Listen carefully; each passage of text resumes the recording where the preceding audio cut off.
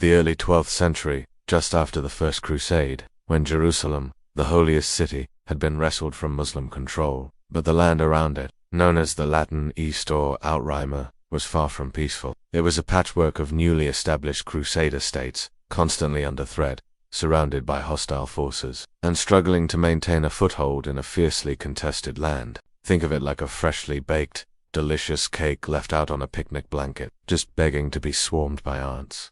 Only these ants were seasoned warriors, and the stakes were far higher than a sugar rush. The pilgrims, those devout souls, making the arduous journey to the Holy Land to visit sacred sites, faced unimaginable dangers. Bandits lurked in every shadow.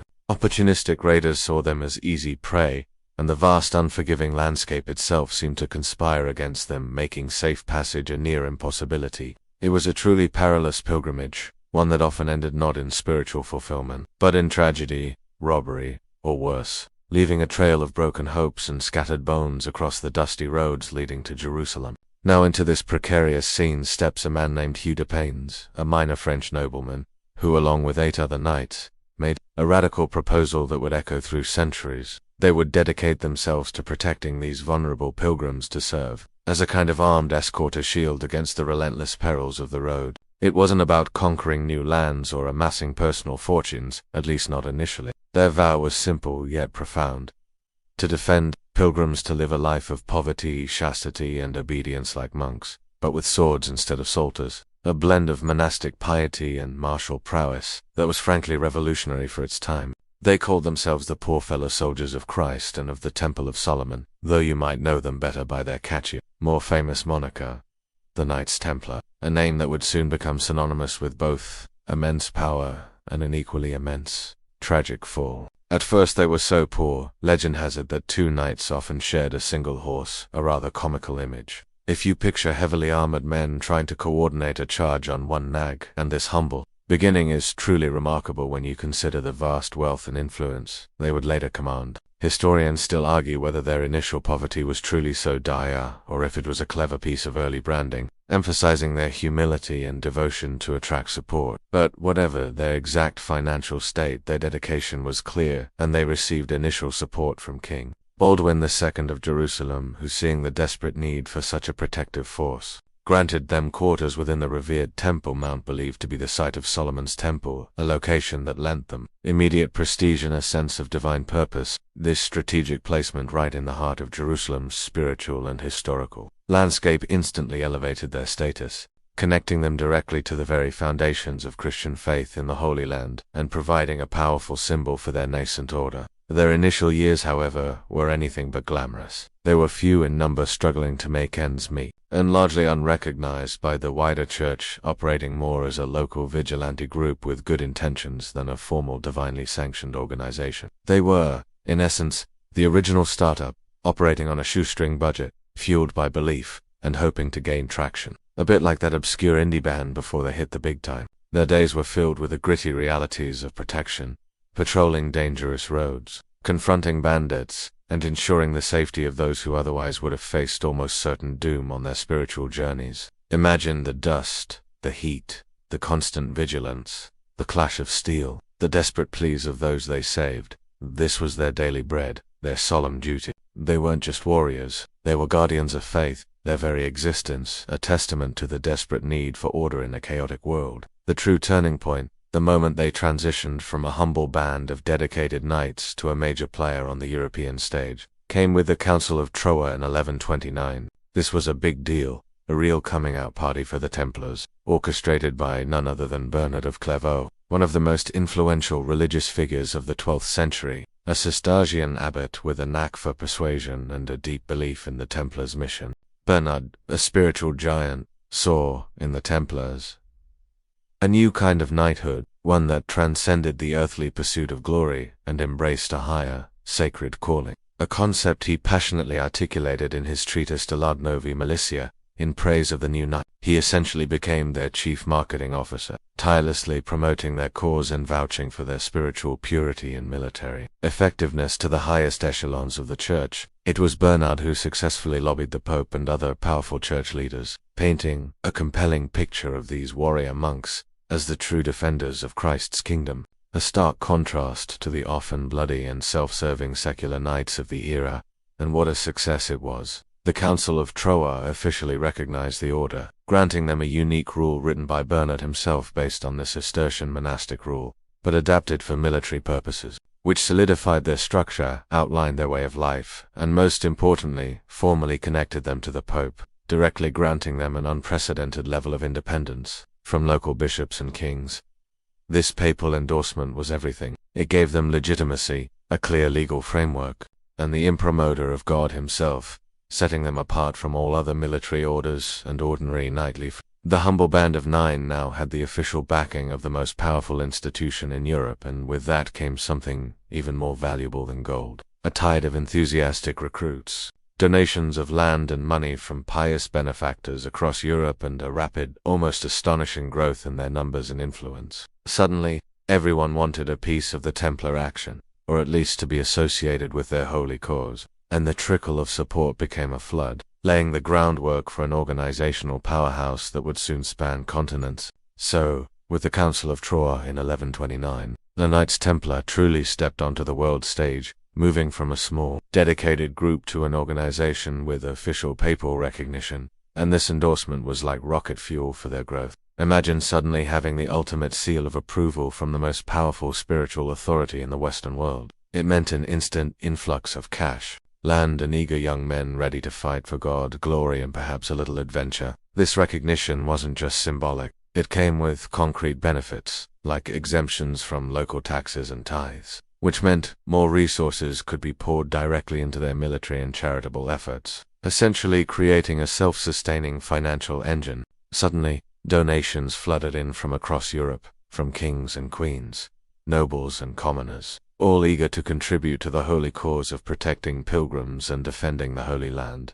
People left vast estates to the Templars in their wills, believing it would ensure their passage to heaven, turning the order into one of the largest landowners in Christendom, accumulating vast tracts of arable land, forests, and even entire villages. This rapid accumulation of wealth wasn't just about lavish living. Far from it. It was meticulously managed and strategically deployed to fund their primary mission: military operations in Outremer and the establishment of a robust, self-sufficient infrastructure to support their knights. They weren't just receiving donations. They were actively building a sophisticated logistical network that stretched from the chilly shores of England to the sun-baked plains of Palestine. Think of it like a medieval multinational corporation. But instead of profit margins, their bottom line was the protection of the Holy Land. They established commanderies or preceptories across Western Europe, which served as administrative centers for their vast estates, recruiting hubs for new knights, and safe houses for pilgrims en route to the east. These commanderies were often fortified, acting as local power bases and centers of economic activity, turning fallow land into productive farms, and managing complex agricultural operations that generated even more income for the order. The growth wasn't just financial. It was also new. Young men, fired by religious zeal and the promise of a glorious death in battle, flocked to join the Templars. These weren't just any recruits. They were trained knights, often from noble families, who brought their own arms, armor, and even their horses, effectively equipping the order at no direct cost to themselves. This influx of skilled warriors allowed the Templars to field increasingly large and well-trained armies, making them a formidable fighting force, perhaps the most disciplined and effective military unit in the Crusader states. Their distinct white mantle with the red cross became a universally recognized symbol of courage and piety, instilling fear in their enemies and hope in their allies. The image of a Templar knight, stoic and unyielding, became an iconic representation of Crusader ideals. A warrior monk who had renounced worldly pleasures for a higher purpose, a concept that resonated deeply with the religious fervor of the age. Their unique structure, directly accountable only to the Pope, gave them unparalleled autonomy and authority. They operated outside the traditional feudal hierarchies, meaning they weren't beholden to any single monarch or local lord. This independence allowed them to act swiftly and decisively, unencumbered by political squabbles or bureaucratic red tape. They could cross borders freely, move funds and resources without interference, and even offer protection to those who sought refuge under their banner, creating a powerful, almost sovereign entity within the Christian world. This unique position, however, would also become a source of resentment and suspicion among some secular rulers, who viewed their power and independence with increasing unease. It's a bit like having a powerful, well-funded charity operating independently of any national government. Incredibly effective, but potentially a little unnerving for the powers that be. Their rules of conduct were strict, bordering on Knights lived a communal life, slept in dormitories, ate simple meals, and were forbidden from owning personal possessions. They shaved their heads, wore humble habits when not in armor, and adhered to a strict code of silence, a far cry from the boisterous, often indulgent lives of typical medieval knights. This monastic discipline, however, translated directly into military effectiveness. It fostered brotherhood, eliminated distractions, and instilled an unwavering focus on their mission. They were, in essence, an elite special forces unit, trained not just in combat but in spiritual devotion, believing that their cause was just and their ultimate reward divine. This spiritual foundation gave them an almost fanatical courage in battle. They were not afraid to die, believing that martyrdom in the Holy Land guaranteed a direct path to heaven. As their presence solidified, the Templars also began to take on more diplomatic and administrative roles within the Crusader states. Their vast network, their wealth, and their independent status made them invaluable intermediaries in a region constantly embroiled in political intrigue and shifting alliances. They could negotiate treaties, escort diplomatic missions, and even provide security for vital trade routes, essentially becoming an indispensable part of the fabric of outrimer society. Historians still argue whether their initial humble vow of poverty was quickly overshadowed by their immense wealth, but there's no doubt that their financial power facilitated their military objectives, allowing them to project power and maintain a constant presence where others struggled. Their wealth was a tool, a means to an end, not an end in itself, at least in their early, purer days. So, while they started as humble guardians of pilgrims, the papal bull Omnidatum Optimum, issued by Pope Innocent II in 1139, was another game, solidifying their special privileges and placing them even more firmly under direct papal protection. This bull essentially gave them a blank check, confirming their right to keep all spoils from battles, and even the right to build their own churches and bury their dead in consecrated ground, truly making them a church within the church. It cemented their status as a global, independent, and incredibly powerful force, ready to carve their indelible mark on the history of the Crusades and beyond, setting the stage for their immense military and financial might, which we'll explore next. With the church's full backing, especially the incredibly powerful papal bull Omnidatum Optimum, the Knights Templar weren't just a religious order with swords. They became a military powerhouse, arguably the most effective fighting force in the Crusader states, and their strategic genius truly shone through in their fortifications. They weren't just building castles, they were crafting impregnable strongholds, architectural marvels designed to withstand sieges, project power, and protect vital territories, like the ultimate medieval security system. But for an entire region, imagine a world where every hill and strategic pass seemed to sprout a new, formidable stone behemoth, each one a testament to their dedication and, frankly, their burgeoning engineering prowess. These castles weren't just big, they were meticulously planned, often featuring multiple layers of walls, formidable towers, intricate gatehouses with murder holes, and elaborate systems for storing water and provisions, ensuring they could hold out for months, even years, against overwhelming odds. Take, for example, the legendary Château or Pilgrim Castle on the coast of present-day Israel. This wasn't just a castle, it was a fortress carved from the very rock of the coastline, designed to be supplied by sea, making it nearly impossible to starve out or isolate. The sheer audacity of its construction, facing the relentless waves and the constant threat of attack, speaks volumes about the Templars' ambition and their understanding of strategic defense. It felt less like a building and more like an extension of the land itself, a stony sentinel standing guard over the Mediterranean, watching for any sign of trouble on the horizon. Or consider Safed Castle, perched high on a hill overlooking the Sea of Galilee, a massive, multi-layered complex that dominated the landscape and controlled crucial routes. These were not just defensive structures, they were statements of intent, symbols of Christian power in a contested land, and a very clear message to anyone thinking of attacking. Their military tactics were equally innovative and highly disciplined. Unlike many feudal armies of the time, which were often a chaotic mix of individual lords and their retinues, the Templars operated as a cohesive, professional unit. They were rigorously trained, disciplined, and fought with an almost fanatical zeal, believing that dying in battle for Christ was a direct ticket to heaven. This unwavering courage, coupled with their superior training, made them formidable opponents on the battlefield. They were often at the vanguard of Crusader armies, leading charges with their famous battle cry, named after their black and white standard, which must have struck terror into the hearts of their enemies. Their formations were tight, their maneuvers coordinated, and their commitment to holding the line was absolute. They fought to the last man, rarely retreating, a quality that earned them both respect and fear. Historians still argue whether their military effectiveness stemmed more from their spiritual fervor or their pragmatic, modern approach to military organization and logistics,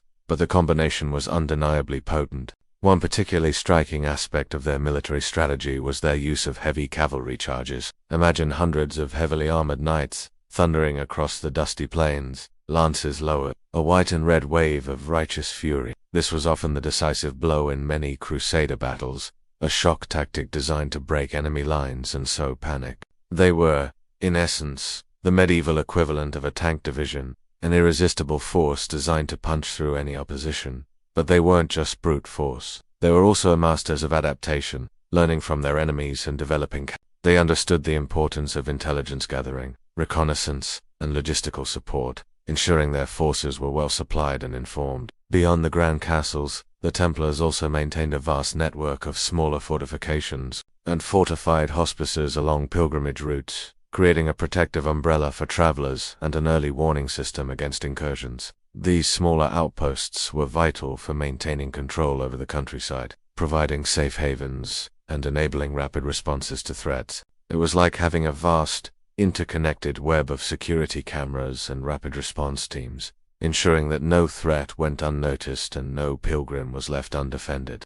This intricate web of fortifications demonstrated a sophisticated understanding of strategic geography and logistics, crucial for maintaining their presence in a volatile region. Their role in the defense of the Crusader states was paramount. They were the first line of defense, often holding crucial border fortresses and engaging in skirmishes that most other forces would shy away from. They were the perennial guardians, always on alert, always ready to fight. They participated in virtually every major battle and campaign in the Holy Land, often bearing the brunt of the fighting and suffering heavy casualties. Their red crosses emblazoned on their white mantles became a symbol of unwavering commitment to the cause, a beacon of defiance against the ebb and flow of fortune in the Levant. You could almost feel the weight of their armor, the dust of the battlefield, the tension in the air as they stood ready, their very presence a shield for the fragile Crusader kingdoms. And while they were fearless warriors, they were also remarkably pragmatic. They understood that warfare wasn't just about bravery, it was about resources. Their vast wealth, often generated from their extensive European estates, was poured back into their military operations, funding the construction of these mighty castles, purchasing the best armor and weapons, and supporting a constant flow of men and material to the east. This continuous reinvestment in their military capabilities ensured they remained at the cutting edge of medieval warfare, a stark contrast to many contemporary armies that often struggled with funding and logistics. Their ability to self-finance their military endeavors made them truly unique and incredibly powerful, allowing them to operate on a scale that few secular rulers could match. This formidable combination of spiritual zeal, military discipline, and vast financial resources made the Knights Templar the veritable backbone of the Crusader states, setting the stage for their next great event. As the Knights Templar solidified their military presence, built their formidable castles, and became the indispensable shield of Outrimer, an equally astonishing transformation began to take shape, one that had little to do with swords and shields, and everything to do with ledgers and letters of credit. They quietly, almost inadvertently, evolved into the Western world's first truly international banking system, a financial behemoth that managed vast sums of money for kings, popes, and ordinary pilgrims alike. It sounds almost comical, doesn't it? These warrior monks, sworn to poverty, suddenly becoming the J.P. Morgans of the Middle Ages. But it happened, and it was entirely a practical solution born out of the desperate needs of the era. Think about it. In the 12th century, embarking on a pilgrimage or a crusade meant carrying vast sums of gold and silver across dangerous, bandit-infested territories. It was an invitation for disaster, a glittering target for any opportunistic brigand or petty lord looking to boost their coffers. People were constantly robbed, even murdered, just for the coin in their purse. So, The Templars, with their extensive network of preceptories and their reputation for offered a brilliant solution. A pilgrim could deposit their wealth with a Templar house in London, Paris, or wherever they were, receive a coded receipt, and then withdraw an equivalent amount when they arrived in the Holy Land, perhaps in Acre or Jerusalem. This wasn't just a convenience, it was a revolutionary concept, essentially a precursor to modern-day travelers' checks or wire transfers. It made the perilous journey significantly safer for countless individuals, transforming their daunting pilgrimage into something slightly less terrifying, giving them at least one less thing to worry about besides dysentery and heatstroke. This system, born from a simple need, quickly expanded far beyond just pilgrims. Kings and nobles, who also needed to move large sums of money for crusades, ransoms, or diplomatic missions, quickly realized the Templars were the only ones who could do it reliably and securely. The order had preceptories, or spread across virtually every major European kingdom and city, forming a sprawling, interconnected financial network that dwarfed any other contemporary institution. They had trained administrators, scribes, and treasurers who kept meticulous records, a far cry from the image of simple, unlettered monks. They effectively became the central bank of Europe, capable of transferring funds over vast distances with remarkable speed and efficiency for the time. Consider the complexity of this operation. Imagine managing multiple currencies, fluctuating exchange rates, and the logistical nightmare of ensuring funds were available precisely where and when they were needed, without the aid of computers or even reliable postal services. This required an extraordinary level of trust, organization, and a sophisticated understanding of financial principles. The Templars developed intricate accounting methods, utilizing double-entry bookkeeping long before it became widespread, and they issued letters of credit that were honored across kingdoms, truly a marvel of medieval finance. Their vaults, often located within their fortified became the safest places to store valuables in an age rife with instability and theft. People trusted the Templars with their wealth because their spiritual vows, coupled with their military might, made them practically untouchable and, crucially, reliable. Who would dare try to rob a Templar house, knowing the full wrath of the order, backed by the Pope himself, would descend upon them? It was the ultimate deterrent.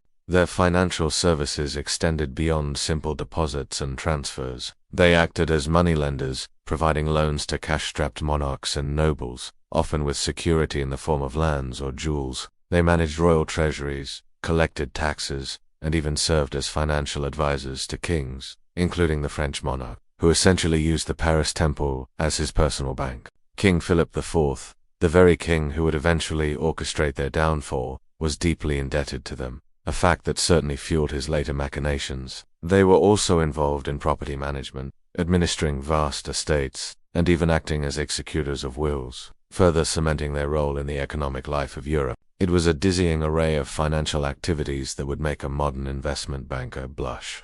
This immense financial power, while initially a byproduct of their military mission, soon became an end in itself. For some within the order, the Templars, while individually sworn to poverty, collectively amassed staggering wealth, becoming one of the richest entities in the Christian world. Their properties included not just agricultural lands, but vineyards, mills, market stalls, and urban properties, all generating significant income. They owned entire fleets of ships, not just for transporting knights and pilgrims, but for trade, further diversifying their revenue streams and expanding their influence across the Mediterranean. They were truly global players, decades, even centuries, ahead of their time in terms of organizational scale and financial sophistication. This extraordinary financial prowess, however, also sowed the seeds of their destruction. Their immense wealth, coupled with their independence from secular rulers, generated envy and suspicion. Kings, especially those perpetually in debt, looked at the Templars' overflowing coffers with covetous eyes, seeing not a pious order but an untapped source of funds. The very trust they had cultivated, the vast network they had built, and the immense sums they controlled, all became a tempting target for those who sought power and riches without earning them. Historians still argue whether their financial power ultimately made them too powerful, too independent, and therefore too dangerous in the eyes of insecure monarchs. But for a time, they were the undisputed financial giants, the silent engine behind much of Europe's economic activity, and the Crusades themselves a crucial pillar of stability in a volatile world, preparing to face the challenges of new military campaigns. So, with their immense wealth and military might firmly established, the Knights Templar were no longer just guardians of pilgrims. They were a formidable, almost indispensable, force in the Crusader states, inevitably drawn into the maelstrom of larger conflicts. This brings us to the Second Crusade, a monumental undertaking launched in the mid-12th century, largely in response to the fall of the county of Edessa, one of the original Crusader states. Two Muslim forces in 1144. It was a wake-up call, a stark reminder that the Christian hold on the Holy Land was tenuous, a fragile bridge over a very turbulent river. This crusade wasn't just another localized skirmish. It was a grand, ambitious endeavor, preached by none other than Bernard of Clairvaux himself, the same spiritual giant who had championed the Templars. He crisscrossed Europe, igniting religious fervor with his passionate sermons, urging kings and commoners alike to take up the cross. The campaign attracted two of Europe's most powerful monarchs, King Louis VII of France and King Conrad III of Germany. Imagine the scene.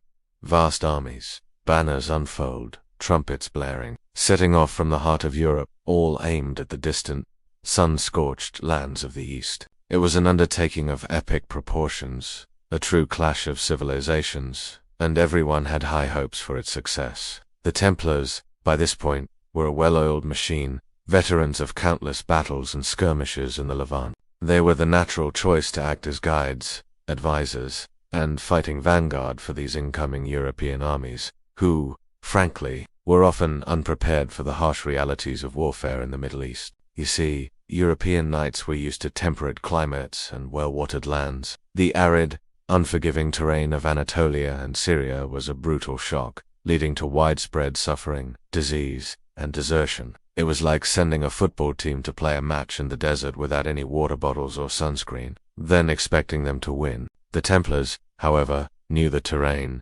understood the enemy, and had adapted their tactics to the unique challenges of the region. Their involvement in the Second Crusade was extensive, but also fraught with challenges. They served as escorts for the European kings and their armies, protecting their flanks, scouting ahead, and often leading the charge in battles. They provided vital intelligence and logistical support, using their extensive network of strongholds and supply lines to aid the struggling Crusader forces. Their discipline and experience were a stark contrast to the often disorganized and fractious European armies, who, despite their numbers, suffered immensely from internal divisions, poor leadership, and a complete lack of understanding of the local conditions. One of the most telling episodes of the Second Crusade, and a major lesson for the Templars, was the disastrous march through Anatolia. The German army, under King Conrad III, was virtually annihilated by the Seljuk Turks near Dorylaeum in 1147, largely due to poor planning and a catastrophic lack of supplies. The French army,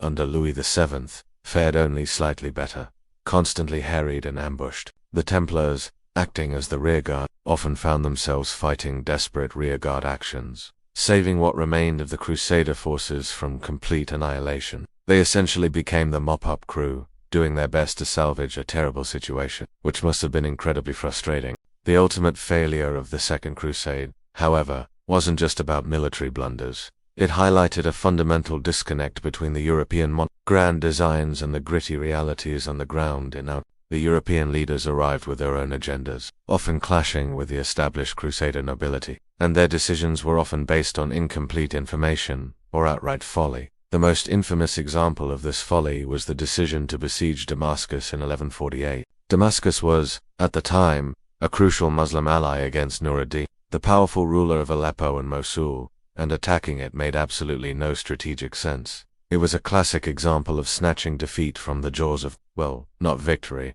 but at least a stable, mutually beneficial status quo. The siege of Damascus was a complete debacle. The Templars initially advised against it, understanding the complex political landscape, but were ultimately overruled. They participated in the siege fighting valiantly. But the lack of coordination among the Crusader forces, combined with the strong resistance from the Damascenes and the arrival of new adherents, relief force led to a humiliating retreat after only 4 days. It was an unmitigated disaster, not only failing to achieve its objective but also alienating a potential ally and strengthening Nur ad-Din's position. This episode taught the Templars a harsh lesson. even with their prowess, they couldn't always compensate for poor leadership and strategic miscalculations from their European allies. Historians still argue whether the Templars, with their intimate knowledge of the region, could have truly swayed the powerful monarchs, or if their advice was simply destined to be ignored. The lasting impact of the Second Crusade on the Templars was profound. It underscored the vital importance of local knowledge and disciplined, professional forces like their own. It also showed them the inherent unreliability of large-scale European crusades, which often arrived with much fanfare but little understanding, and often left behind a trail of destruction and weakened Crusader states. From then on, the Templars increasingly relied on their own resources and expertise, rather than putting all their eggs in the basket of a new, well-intentioned, but often incompetent European expedition. They understood that the defense of Aurima rested primarily on their shoulders, and those of the other military orders, and the local nobility, not on the fickle fortunes of distant European monarchs. This hard-won experience would be crucial in the coming decades, as they faced an even greater threat in the form of a unified Muslim power rising in the east. The failures of the Second Crusade, though a bitter pill to swallow, served as a grim foreshadowing of the colossal challenge that would soon emerge from the east. The rise of Saladin. If the earlier Muslim adversaries were fragmented and often at odds with each other, Saladin was different. He was a strategic genius, a charismatic leader, and a master of unification, slowly but inexorably forging the various Muslim factions of Egypt and Syria into a singular, formidable power. Imagine the Crusader states, scattered like chess pieces on a board, suddenly facing a player who was not only brilliant, but also had an increasingly unified, powerful army at his command. It was a ticking time bomb, and the Templars, with their intimate knowledge of the region, could almost certainly hear the clock ticking louder than anyone else. Saladin, whose full name was Salah ad-Din Yusuf ibn, was a Kurdish Muslim who initially served under Nur, the very ruler who had benefited from the disastrous Second Crusade siege of Damascus. But after Nur ad-Din's death, Saladin swiftly consolidated his control, first over Egypt, then Syria, forging an empire that completely encircled the beleaguered Crusader states. He wasn't just a conqueror, he was a skilled diplomat, a savvy politician, and a devout Muslim who saw the expulsion of the Crusaders as his holy destiny, a calling that resonated deeply with his followers. His rise was a slow, deliberate tightening of the noose around Aurima, and the Templars, always at the front lines, were acutely aware of the growing danger. The tension between Saladin's burgeoning empire and the Crusader states escalated through a series of skirmishes, broken truces, and diplomatic maneuvers that felt like a perpetually unpopped popcorn kernel, just waiting for the explosive pop. The Templars, true to their mandate, were often at the forefront of these clashes, engaging Saladin's forces in pitched battles and defensive sieges. They were known for their relentless pursuit of enemies and their refusal to surrender, often fighting to the last man. A terrifying reputation for their foes, and a comforting thought for their allies, even if it meant staggering losses for the order. The inevitable confrontation came to a head with the fateful Battle of Hattin. In July 1187, this was not just a battle, it was an unmitigated catastrophe for the Crusader forces, a day of unimaginable horror and a turning point that would forever alter the course of the Crusades. The immediate trigger was a particularly audacious raid by Raynald of Château, a volatile Crusader lord and an old enemy of Saladin, who attacked a Muslim caravan during a truce, even capturing Saladin's sister. This act of blatant provocation, despite the Templars' general adherence to treaties, ignited Saladin's righteous fury and provided the pretext for his massive invasion. The Crusader army, led by King Guy of Lusignan, along with the Master of the Templars, and the Master of the Hospitallers, assembled to confront Saladin's forces. However, their strategic decisions were disastrous. Against the advice of more seasoned commanders, they chose to march across the arid, waterless plains of Galilee in the searing July heat to relieve the besieged stronghold of Tiberias. This was a tactical blunder of epic proportions, a truly baffling decision that played directly into Saladin's hands. Like deciding to run a marathon in a desert without any water, just for fun, the Christian army, already exhausted and parched, was lured into a trap near the horns of Hattin. Two prominent hills with a crucial water source nearby, the springs of Hattin. Saladin's forces expertly cut off their access to water, surrounding them on all sides. What followed was a massacre. The Templars, along with the Knights, formed the backbone of the Crusader army, fighting with their characteristic bravery and desperation. They launched repeated, valiant charges, attempting to break through the Muslim lines and reach water, but each attempt was repulsed. The Muslim archers rained down arrows, the heat was unbearable, and thirst became an agonizing torment. The Templars fought until they could fight no more. Many were killed on the battlefield, others captured. Saladin, recognizing the Templars and Hospitallers as the most implacable and dangerous of his foes, ordered the execution of almost all the captured Templar and Hospitaller knights, sparing only a select few for ransom. This brutal act was a testament to the fear and respect he held for these warrior monks. Acknowledging their unwavering commitment to their cause, the holy relic of the true cross, carried into battle as a source of inspiration, was also captured, a devastating blow to Christian morale. It was a dark day, painted crimson with the blood of thousands, a profound loss that shook the very foundations of the Crusader states. The immediate aftermath of Hattin was catastrophic, with the flower of the Crusader knighthood decimated, and many castles stripped of their garrisons to form the doomed field army. Saladin swept through the Crusader states, taking city after city with astonishing speed. The path to Jerusalem lay open, virtually undefended. This was the moment Saladin had waited for, the culmination of his life's work, and the Templars, having suffered immense losses, could do little to stop him. The fall of Jerusalem, just a few months later, in October 1187, was the inevitable consequence of Hattin. Saladin, to his credit, allowed the Christian inhabitants to leave peacefully, a stark contrast to the brutal massacre that had occurred when the first Crusaders captured the city. It was a moment of profound spiritual and political defeat for Christendom, an echo that reverberated across Europe, setting the stage for the next great Crusader effort, the one that would attempt to reclaim what was so tragically lost.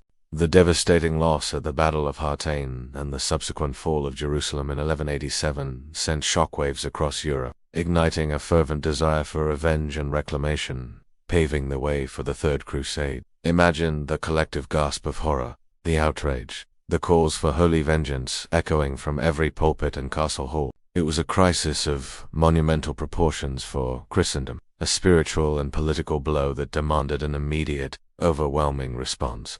This wasn't just about reclaiming territory. It was about restoring Christian pride and honor, about setting right what had gone so terribly wrong.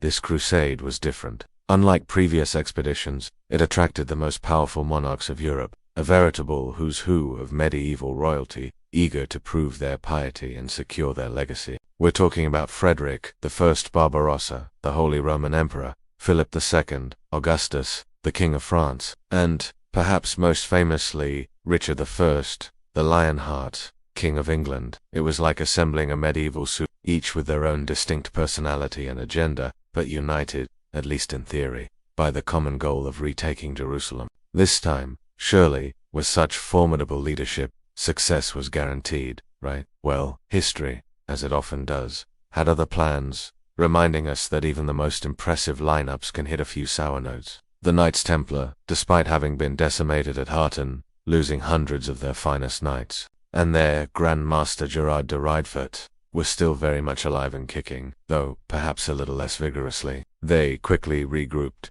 drawing upon their vast resources and extensive network of commanderies across Europe to replenish their ranks and rebuild their strength. They were, in essence, the hardened veterans who knew the battlefield intimately, scarred but unbowed. Their experience and knowledge of the Holy Land were invaluable, making them indispensable guides and military advisors to the arriving European armies who, blessed their hearts, still had a steep learning curve ahead of them regarding warfare in the Levant. Their role in the Third Crusade was pivotal, though often complicated by the strong personalities of the three kings. They were at the forefront of the sieges, battles, and negotiations, their distinctive white mantles with the red cross, a common sight amidst the chaos of war. They acted as a core, disciplined fighting force, filling the gaps where royal armies faltered, and lending their experience to strategic planning. They were always there, always fighting, from the initial grinding siege of Acre to the various skirmishes and diplomatic standoffs that followed. The siege of Acre,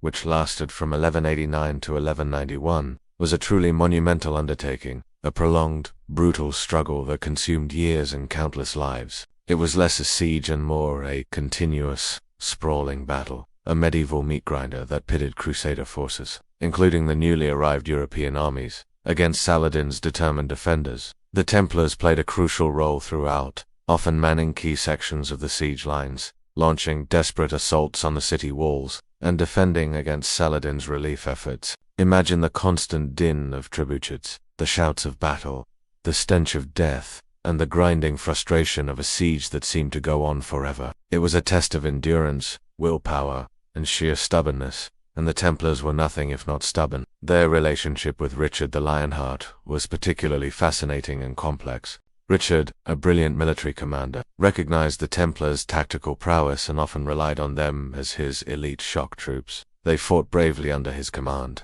particularly at the Battle of Arsif in 1191, where Richard inflicted a significant defeat on Saladin. The Templars formed the vanguard of Richard's army, launching a decisive charge that broke Saladin's lines, proving their continued effectiveness on the battlefield. Richard even used the Templars as his personal treasury and bankers during the Crusade, entrusting them with his royal funds, a testament to their financial reliability and trustworthiness, a fact that surely stung when considering their later fate. However, their relationship wasn't always smooth sailing. Richard, for all his military genius, was famously impetuous, and the Templars, with their own strategic agenda and a deep understanding of the Holy Land's political intricacies, sometimes found themselves at odds with his grand schemes. There were disagreements over tactics, objectives, and the delicate balance of power among the various Crusader factions. While Richard might have seen the Templars as a powerful tool, the Templars viewed themselves as an independent force with a sacred mission, not merely pawns in a king's game.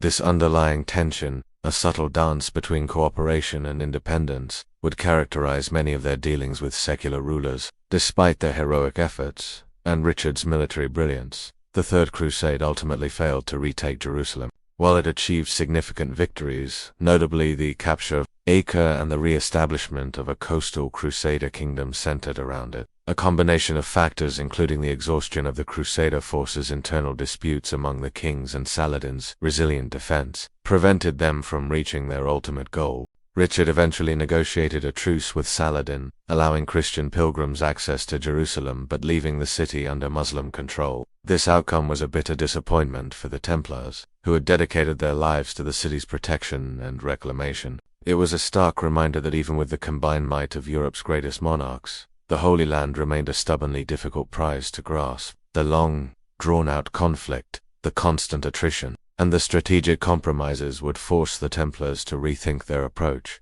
setting the stage for a period of consolidation in their remaining strongholds and out, with the Third Crusade concluding not with the triumphant retaking of Jerusalem but with a negotiated truce. A sense of weary realism settled over the remaining Crusader states, and by extension, the Knights Templar. The dream of a fully Christian-controlled Holy Land seemed more distant than ever, and the Order, having poured immense blood and treasure into the conflict, had to pivot from grand conquests to the gritty, often frustrating work of consolidation and out. This wasn't about glorious charges and decisive battles anymore. It was about holding what little ground they had left, a desperate game of strategic chess played on a rapidly shrinking board. Imagine the atmosphere, a persistent hum of anxiety, a feeling of being constantly on edge, like living in a perpetual state of amber alert. The coastal strip, now significantly reduced, stretched precariously along the Mediterranean, with cities like Acre and Sidon serving as the last bastions of Latin Christian presence. The Templars, along with the Hospitallers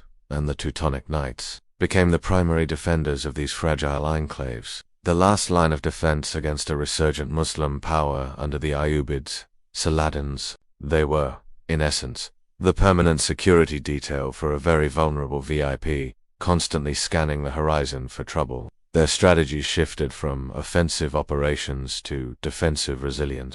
The emphasis was now on strengthening existing fortifications, building new, smaller castles to guard key passes and strategic points, and maintaining a constant state of readiness. They became masters of siege warfare, not just on the offensive, but more crucially, in defense, holding out against overwhelming odds for months, sometimes years, within their formidable walls. Think of them as the ultimate endurance athletes of medieval warfare, designed for sustained pressure and relentless defense. The very landscape of Outrimer became dotted with their fortified garrisons, each a lonely outpost of Christian defiance against the tides of change. The internal politics of the Crusader states during this period were, to put it mildly, a complete mess. Imagine a family dinner where everyone has a different idea of what to order, and half the family isn't even speaking to the other half. The Latin nobility, weakened by constant warfare and internal feuds, often squabbled amongst themselves, undermining any semblance of a unified front. The arrival of fresh crusades from Europe, while offering temporary relief, often brought new leaders with their own agendas, leading to further divisions and strategic blunders. The Templars, with their disciplined structure and independent command, often found themselves caught in the middle of these internecine conflicts, trying to steer a coherent course amidst a sea of petty rivalries and conflicting ambitions. They also continued their vital role as protectors of pilgrims and facilitators of trade. Even with Jerusalem in Muslim hands, Christian pilgrims still flocked to the Holy Land, eager to visit sacred sites that were now accessible under truce agreements. The Templars, with their secure routes and strongholds, provided essential escort services, ensuring that these devout travelers could fulfill their spiritual vows without falling prey to bandits or hostile forces. Their ships continued to ply the Mediterranean, transporting goods and people, maintaining vital economic links with Europe, and generating crucial revenue for the order, demonstrating their continued importance to the economic as well as military fabric of one of the less glamorous, but equally important, aspects of their consolidation efforts was diplomacy. The Templars, through necessity and long experience, developed a sophisticated understanding of the complex web of alliances and rivalries among the various Muslim rulers. They often acted as intermediaries, negotiating truces, prisoner exchanges, and trade agreements with local emirs, sometimes even forming temporary alliances of convenience against common enemies. This required a pragmatic approach, often putting strategic necessity above ideological purity, a subtle dance that sometimes drew criticism from more zealous elements within Christendom. They were, in a way, the original realpolitik practitioners, understanding that survival in the Levant meant making difficult choices, and sometimes dealing with the devil you knew. Historians still argue whether the Templars, during this period, became too entangled in the political machinations of losing some of their initial spiritual purity in the process. Certainly, the constant pressure, the endless cycle of warfare and negotiation, and the sheer burden of defending a perpetually threatened frontier must have taken their toll.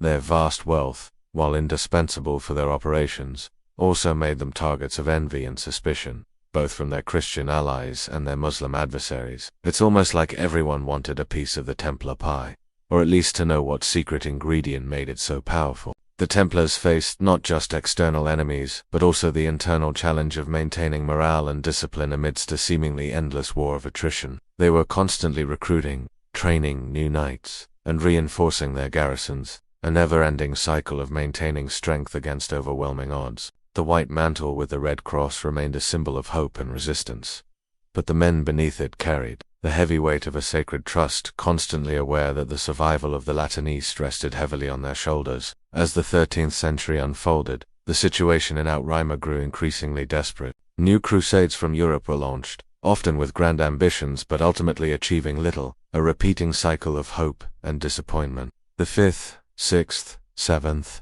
and 8th crusades all came and went, each leaving behind a slightly weaker, more vulnerable crusader presence. The Templars, through it all, remained steadfast in their commitment, but steadily depleted by constant warfare and dwindling support from a Europe that was increasingly preoccupied with its own affairs. The shadow of their ultimate demise began to lengthen, though few could have foreseen the dramatic and brutal way it would unfold, far from the battlefields of the Holy Land.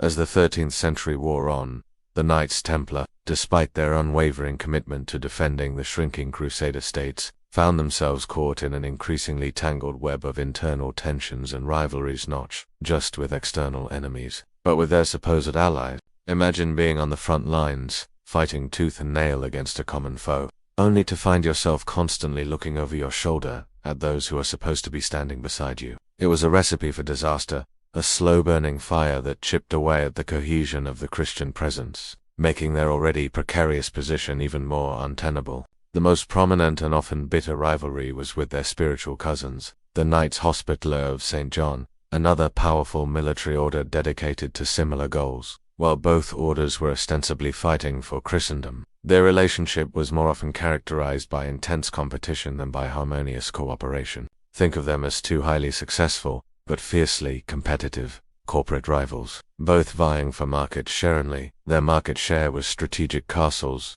military recruits, and donations from pious European nobles. They competed for land, for influence, for the custody of important relics, and even for the right to escort particular groups of pilgrims. It was a rivalry that often escalated into open conflict, with knights of one order sometimes ambushing or even fighting those of the other. A truly bewildering spectacle to behold when the Muslim enemy was literally at their gates. This rivalry wasn't just about pride, it had tangible consequences on the battlefield. There were instances where one order would refuse to reinforce the other's positions, or where strategic opportunities were missed because of a lack of coordination and mutual suspicion. Imagine the sheer frustration of a commander seeing an opening, only to realize that the necessary support from a neighboring allied unit is coming because of some petty grudge. Historians still argue whether the Templar-Hospitaller rivalry was a fatal flaw for the Crusader states, or merely a symptom of the deeper inherent divisions within the Latinese. But, undeniably, it weakened the overall Christian military capacity and presented opportunities for their enemies to exploit. Beyond the Hospitallers, the Templars also faced growing friction with the various secular lords and princes of the Crusader states. Remember their unique status, directly accountable only to the Pope. This independence, which had been such a boon in their early days, became a source of resentment. Local rulers, struggling to assert their authority and manage their meager resources, viewed the Templars' immense wealth, vast land holdings, and autonomous power with a mixture of envy and suspicion. They resented the Templars' exemption from taxes, their ability to recruit freely, and their often unwillingness to bow to local political whims. It was like having a powerful, independent nation-state operating within your own borders, immune to your laws, and richer than you, a situation ripe for friction. There were frequent disputes over jurisdiction, property rights, and military strategy. A Templar Grandmaster might refuse a secular lord's command if he believed it was strategically unsound or contrary to the Order's interests, leading to bitter arguments and sometimes open defiance. This was particularly true as the Crusader states became more isolated and desperate. Everyone was under immense pressure, and tempers flared. The Templars' reputation for strict discipline and unyielding adherence to their own rules, while admirable in many respects, sometimes made them appear inflexible and arrogant to those outside their ranks. Furthermore, tensions occasionally arose even within the Templar order itself, especially as its size and influence grew. While the rule of the order was strict, human nature being what it is, not every knight was a saint. There were instances of corruption, of individual knights straying from their vows, and of internal power struggles among different factions or national groups within the order. While these were generally exceptions rather than the rule, and the Templars maintained a high standard of discipline, such incidents provided fodder for rumors and criticism from their detractors, who were always eager to find fault with the immensely powerful order. The increasing insularity of the military orders also played a role. Over time, the Templars and Hospitallers became almost states within a state, their loyalties often more aligned with their respective orders than with the fluctuating fortunes of the individual Crusader kingdoms or the interests of transient European crusades. They became the perpetual residents, the long-term stakeholders, whereas many European nobles came and went. This long-term perspective was often crucial for survival in the Levant, but it also meant they developed their own agenda, which sometimes diverged from the immediate political goals of secular rulers. This constant internal friction, coupled with the relentless pressure from external enemies, created a corrosive environment that slowly but surely undermined the effectiveness of the Crusader presence. Instead of a united Christian front, there was often a fragmented, squabbling collection of factions, each pursuing its own interests, often at the expense of the collective good. Historians still argue whether this internal strife was a primary cause of the Crusader state's eventual downfall, or simply an inevitable consequence of prolonged warfare and geographical isolation. But there's no denying that it made the Templars' job, already impossibly difficult, even harder. The seeds of discord, once sown, began to grow, setting the stage for even greater political maneuverings in Europe that would ultimately determine the Templars' grim fate. Far from the sun-drenched battlefields of as the Crusader states teetered on the brink often weakened by their own internal squabbles and the relentless pressure from Muslim forces. The Knights Templar found themselves increasingly embroiled in the intricate and often treacherous world of politics, popes, and power in Europe. It was a dizzying dance of allegiances, debts, and shifting ambitions that played out across the continent, far from the dusty battlefields of the Holy Land. Remember that unique status they had, directly accountable only to the Pope. While it granted them immense autonomy and power, it also meant they were a force unto themselves, a kind of independent principality with their own foreign policy, beholden to no king.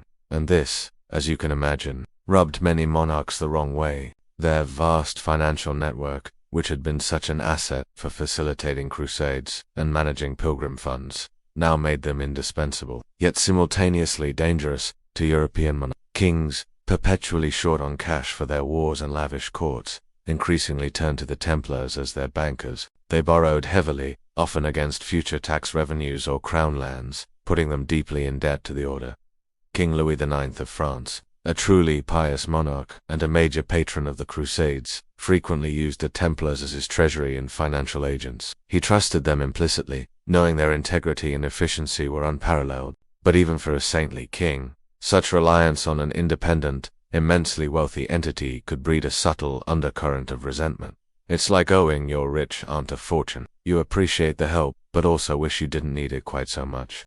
The Templars' direct relationship with the Pope was a double-edged sword. On one hand, it provided them with unparalleled authority and protection, placing them above the jurisdiction of local bishops and secular rulers. They could levy taxes on their own lands, collect tithes, and even maintain their own chapels and cemeteries, privileges that were fiercely guarded and often resented by the local clergy. Papal bulls confirmed their special status, allowing them to operate as a self-governing entity within the broader fabric of Christendom. This was incredibly powerful, effectively making them a sovereign entity accountable only to the highest spiritual authority. On the other hand, this close relationship meant they were deeply intertwined with the often turbulent politics of the papacy itself. Popes came and went, each with their own agendas, alliances, and feuds. The Templars, as papal instruments, sometimes found themselves caught in the crossfire of these broader ecclesiastical and political struggles. They were expected to be loyal to the sitting pope, but their operational necessities in the East sometimes clashed with papal decrees issued from afar,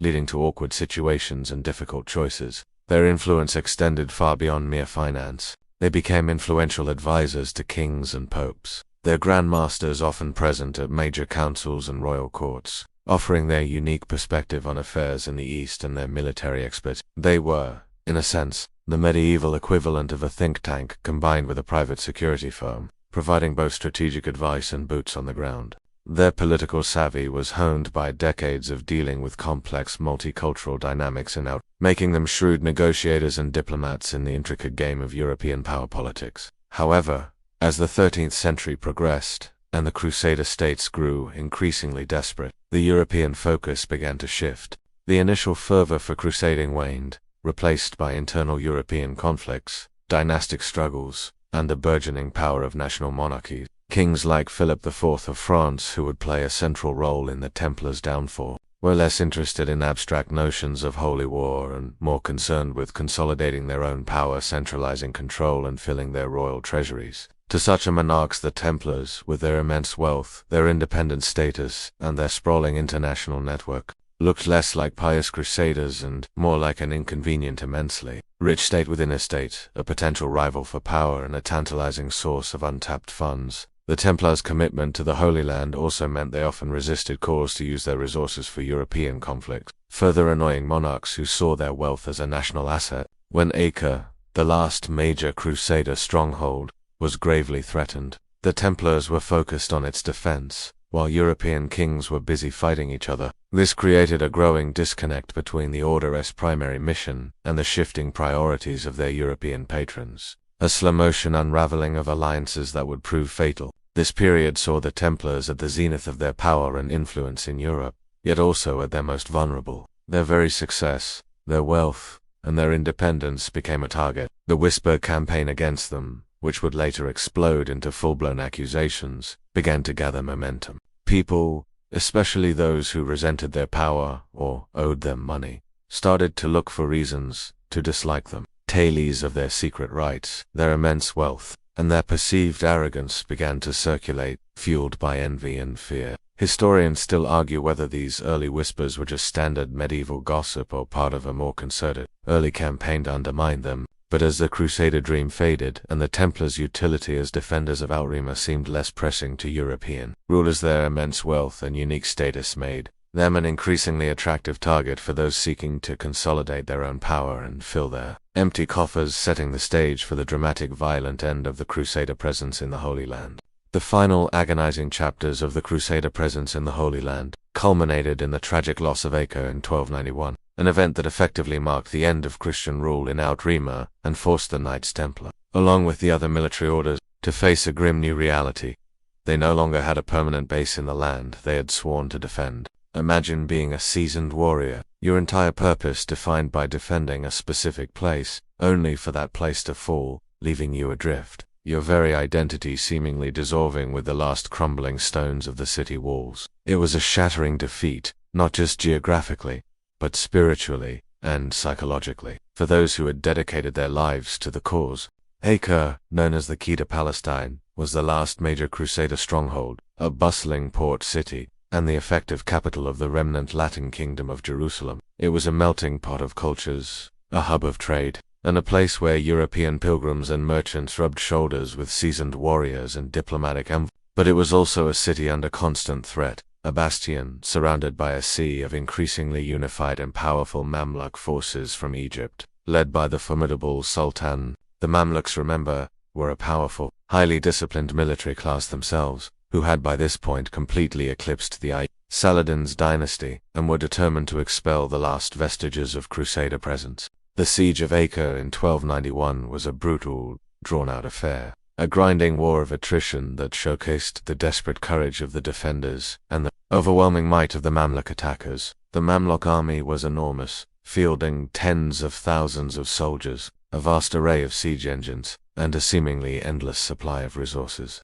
The defenders, a motley collection of Templars, and a few thousand European Crusaders who had answered the desperate call for aid, were vastly outnumbered. It was a truly unequal struggle, like watching a determined, but tiny, ant colony try to defend against a rampaging elephant. The Templars, under their Grandmaster Guillaume de, fought with their legendary ferocity, leading desperate sorties, defending breaches in the walls, and sustaining horrific casualties. They were the heart and soul of the defense, their white mantles, with the red cross visible amidst the carnage, inspiring others to fight to the last. The fighting was hand-to-hand, brutal and relentless. Mamluk miners painstakingly dug tunnels beneath the walls, collapsing sections and creating breaches, through which their overwhelming forces poured. Each breach became a scene of desperate, bloody resistance, with Templars and Hospitallers throwing themselves into the fray, often to their last breath, trying to stem the tide. One particularly poignant detail,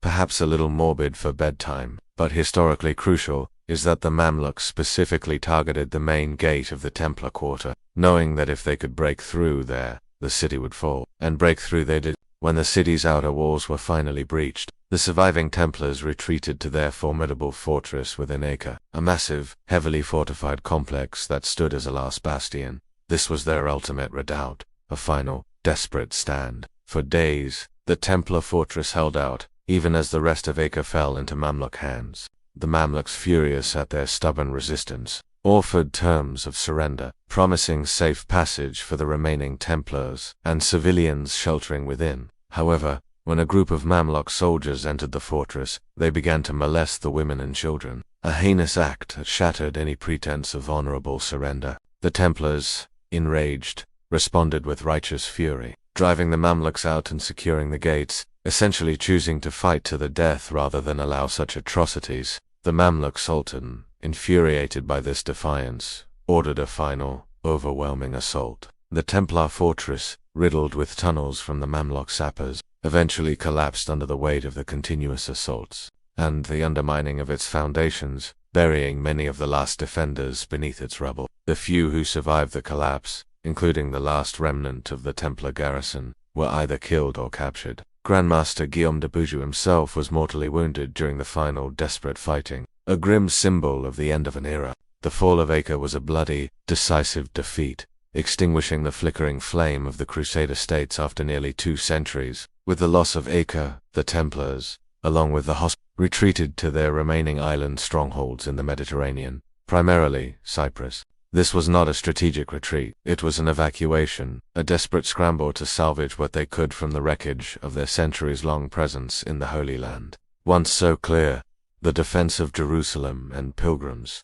was now in question. What was a military order dedicated to the Holy Land to do when there was no Holy Land left to defend? This existential crisis, combined with their immense wealth and their continued independence, made them a truly tempting target, ripe for exploitation by ambitious monarchs. Historians still argue about the exact number of Templars who perished at Acre, but the consensus is that it was a devastating blow to the order's strength and morale. Their return to Europe, or rather, their relocation to Cyprus, was not a triumphant homecoming but a forced exile. They were powerful, wealthy, and still independent, but they no longer served their original purpose. This lingering power, combined with their increasingly uncertain future, would attract the covetous gaze of a king desperate for funds, leading directly to the dramatic events that would unfold less than 2 decades later, proving that sometimes the biggest threats come not from distant battlefields but from within your own continent. The fall of Acre in 1291 was not just a military defeat, it was an existential crisis for the Knights Templar. Imagine spending 2 centuries defining your entire existence around a specific geographical mission, defending the Holy Land. Suddenly, the very foundation of their identity crumbled, leaving them powerful, wealthy, but seemingly without a clear, immediate purpose. This forced return to Europe and the struggle for a new purpose was arguably as challenging as any battle they had ever fought. Initially, the Templars, along with the Hospitallers, relocated their main headquarters to the island of Cyprus. This made strategic sense. It was a Christian island stronghold, relatively close to the Levant, and allowed them to maintain a forward base should another crusade be launched. They continued to operate their vast financial network from there, and their fleets still controlled much of the Mediterranean trade, effectively becoming a major maritime power. They didn't just pack up their bags and head home like a defeated army. They tried to adapt, maintaining their military readiness, and hoping for a chance to reclaim their lost territories. They even launched small, localized expeditions and raids against the Mamelukes from Cyprus, a testament to their enduring, if forlorn, hope. However, the political and religious landscape of Europe had shifted dramatically since the heyday of the First and Second Crusade. The initial fervor had largely cooled, replaced by internal European conflict, the rise of powerful national monarchies, and a growing skepticism towards the efficacy and cost of further crusades. Kings were more concerned with consolidating their own power and filling their coffers than with distant holy wars. The idea of a massive, multinational expedition to retake Jerusalem, once a rallying cry, now seemed like a relic of a bygone era and expensive fantasy. This change in European priorities presented a fundamental challenge to the Templars. What was a wealthy, independent military order, whose primary raison d'etre had vanished, supposed to do? They still maintained vast estates and commanderies across Europe, generating immense income and housing thousands of knights, sergeants, and chaplains, but without a clear, compelling external threat in the east to focus their formidable energies. Their very existence began to be questioned. It's a bit like a highly specialized, incredibly effective fire department whose city suddenly becomes fireproof. What do they do with all their equipment and trained personnel? Various proposals for a new crusade or a unified military order were floated, discussed, and ultimately discarded. Some suggested merging the Templars and Hospitallers into a single, more powerful entity, hoping that a unified front might overcome the debilitating rivalries that had plagued them in the East. But neither order was keen on surrendering its independence, its unique history, or its vast assets to the other. Imagine trying to merge 2 fiercely independent, multi-billion-dollar corporations, each with its own culture and leadership.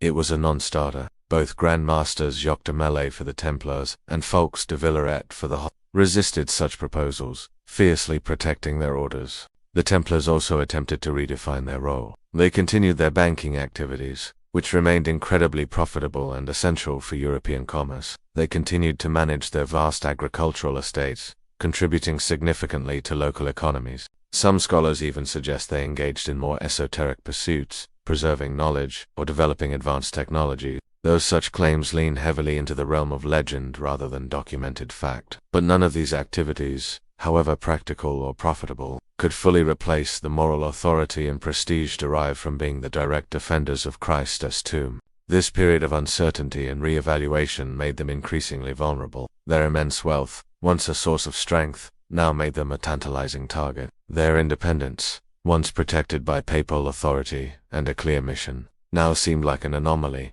an affront to the burgeoning power of centralized monarchies. Kings, especially those burdened by debt and eager to consolidate power, began to cast covetous eyes on the Templars' assets. Why should this immensely rich, independent order exist when its original purpose was gone, and when their own royal treasuries were empty? Whispers, which had always circulated about the Templars' secretive rights and immense power, now grew louder and more ominous. When a group of powerful men operates with such secrecy and possesses such wealth, suspicion naturally arises, especially in an era prone to superstition and conspiracy theories. Stories about strange initiation rituals, hidden treasures, and even accusations of heresy began to circulate, often fueled by their rivals or those who wished them ill. Historians still debate whether these rumors were genuine concerns or deliberately fabricated to create a pretext for their downfall. But regardless of their origin, these whispers laid the groundwork for the devastating accusations that would soon be leveled against them. The Templars,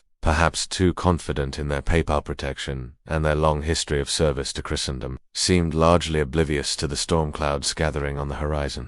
They believed their unparalleled sacrifices in the Holy Land and their unwavering loyalty to the Church would protect them from any serious threat. They had survived centuries of warfare, political intrigue, and internal rivalries. Surely, they could weather this period of They couldn't have known that the most dangerous enemy they would ever face would not be a Mamluk sultan on a distant battlefield, but a Christian king in the heart of Europe, whose machinations would prove far more insidious and ultimately fatal than any military defeat. Their very existence, once a beacon of Crusader zeal, was about to become a liability, setting the stage for one of history's most shocking acts of state-sponsored persecution. As the Knights Templar found themselves navigating the uncertain waters of post-Outremer Europe, seeking a new direction, the air around them began to thicken with an insidious fog of rumors and whispers. Imagine trying to rebrand yourself, to find your place in a rapidly changing world, all while a growing chorus of shadowy voices spreads unsettling tales about your past, your practices,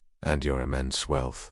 This wasn't just idle gossip. It was a slow, deliberate poisoning of public opinion, a subtle but effective campaign that would lay the groundwork for their catastrophic fall. These weren't new whispers, mind you. Even in their heyday, the Templars, with their secretive initiation rites, their monastic discipline, and their independent status, had always been subjects of fascination and speculation. People loved a good mystery, and an order of warrior monks who seemed to operate outside the normal rules of society, and who possessed astonishing wealth, was ripe for fantastical tales. Stories about hidden treasures, arcane knowledge, and strange ceremonies had always circulated, often fueled by awe and curiosity rather than malice. But after the fall of Acre, with their primary mission seemingly gone, and their wealth still very much present, these whispers took on a far more sinister tone. The first, and perhaps most damaging, set of rumors revolved around their alleged apostasy and blasphemy. In medieval Europe, where faith was the bedrock of society, any hint of deviation from Orthodox Christian belief was a capital offense. Literally, whispers began to spread that during their initiation ceremonies, new Templar recruits were forced to deny Christ, spit on the cross, or even engage in indecent acts. It sounds utterly preposterous to us now, like something out of a bad movie. But remember the context. A deeply religious society that was prone to believing in devils, witches, and secret conspiracy. These rumors played directly into people's deepest fears and anxieties about heresy and the subversion of sacred values. Then there were the accusations of idol worship. It was rumored they worshipped a strange, bearded head, sometimes called Baphomet. The name itself sounds mysterious and foreign, doesn't it? Like something conjured from the darkest corners of a medieval imagination. This could have stemmed from misinterpretations of their veneration of relics, or perhaps from crude misrepresentations of certain religious artifacts they might have possessed. But in the hands of malicious gossipmongers, it transformed into a terrifying tale of satanic worship, a direct challenge to the very essence of Christian devotion. Their immense wealth, which we discussed earlier, was another powerful magnet for suspicion. In a world where poverty was often seen as a virtue, and where the Church preached renunciation of worldly goods, The Templars' vast riches seemed almost scandalous. How could an order sworn to poverty accumulate such staggering fortunes? Surely it must be through illicit means, or worse, through some unholy pact.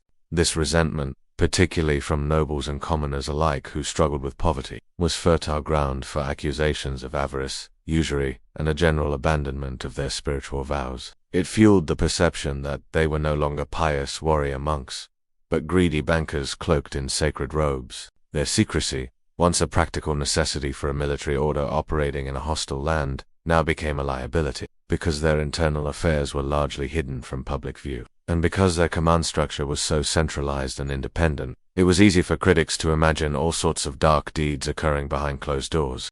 The absence of transparency created a vacuum that was quickly filled by rumor and speculation, much like how an empty room can make the smallest creak sound like a monstrous growl. When you don't know what's going on, your imagination tends to fill in the blanks, and it rarely fills them with pleasant things. Furthermore, their very independence from secular rulers became a point of contention. Monarchs, particularly those like King Philip IV of France, who were eager to consolidate royal power and reduce any competing authority, viewed the Templars as an anomaly, an obstinate block in their path to absolute control.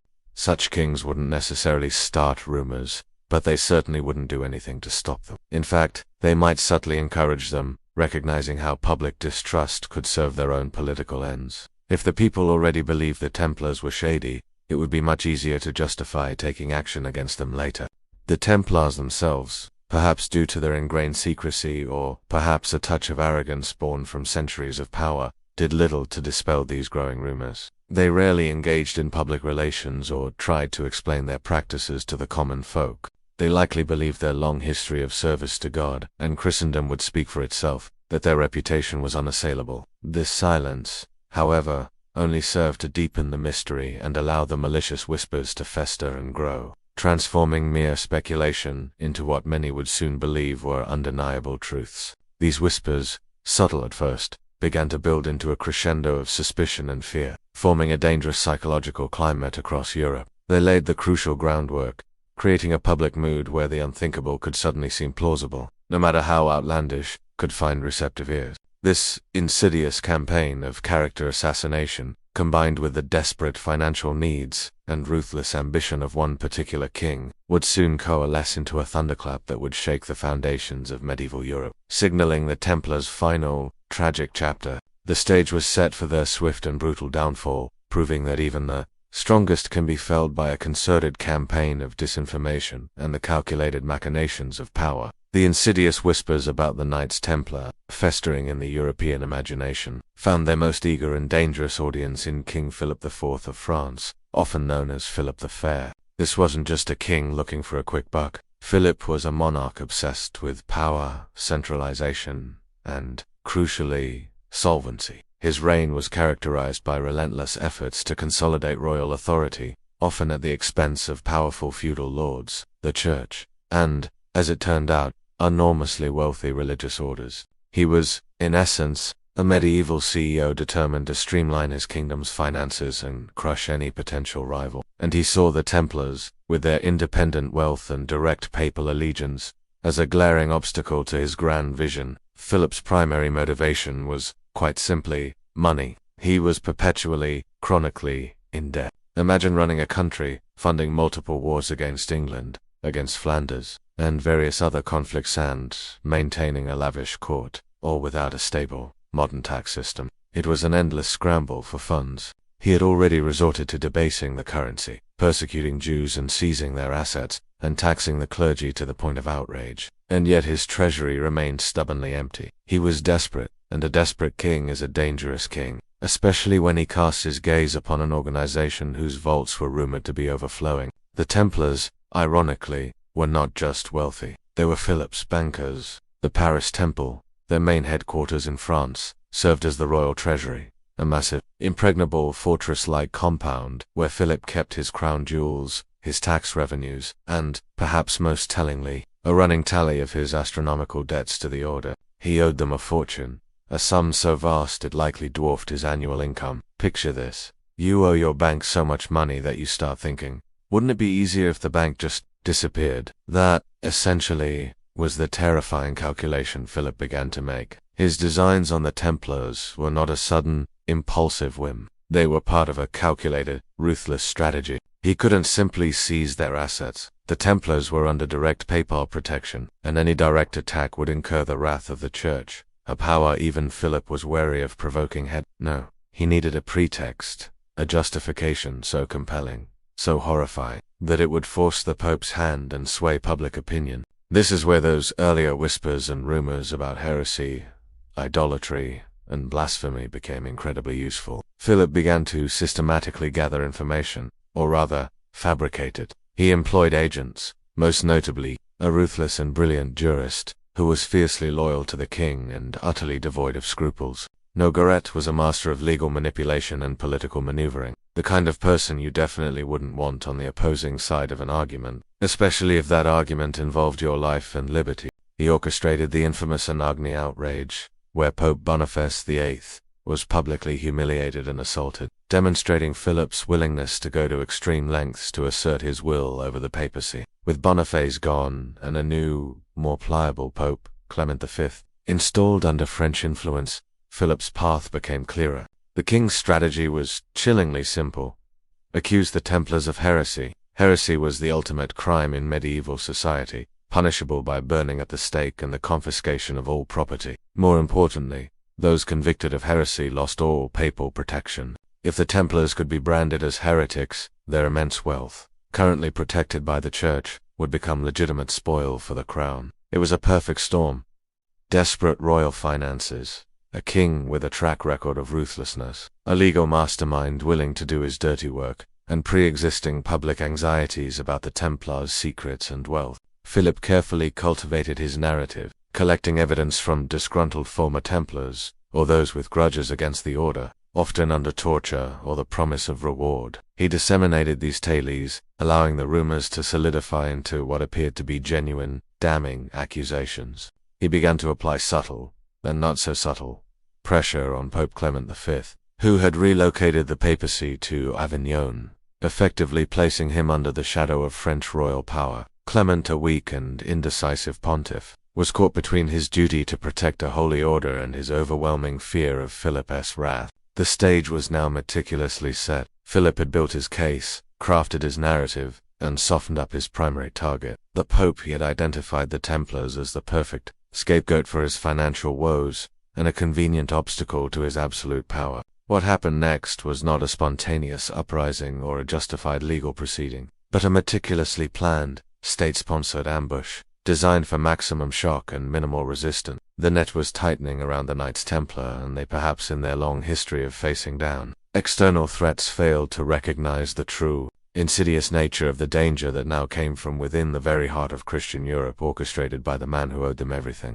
The meticulous planning of King Philip IV, coupled with the escalating whispers and his relentless pressure on Pope Clement V, culminated in one of the most shocking and coordinated acts of state-sponsored persecution in medieval history. If you will, the early morning hours of Friday, October 13th, 1307, across the length and breadth of France, while most people slept soundly in their beds, a carefully orchestrated, perfectly synchronized operation was underway, designed to capture every single Knight Templar and seize their immense assets simultaneously. It was a pre-dawned raid on an unprecedented scale, a masterclass in clandestine execution that would make even modern intelligence agencies nod in grudging admiration. Orders, sealed and secret, had been dispatched weeks earlier to royal officials, seneschals, and bailiffs in every corner of France. These directives were so highly classified that their contents were known only to a tiny inner circle, including the ruthless Guillaume, Philip's chief minister, who was likely the architect of this grand scheme.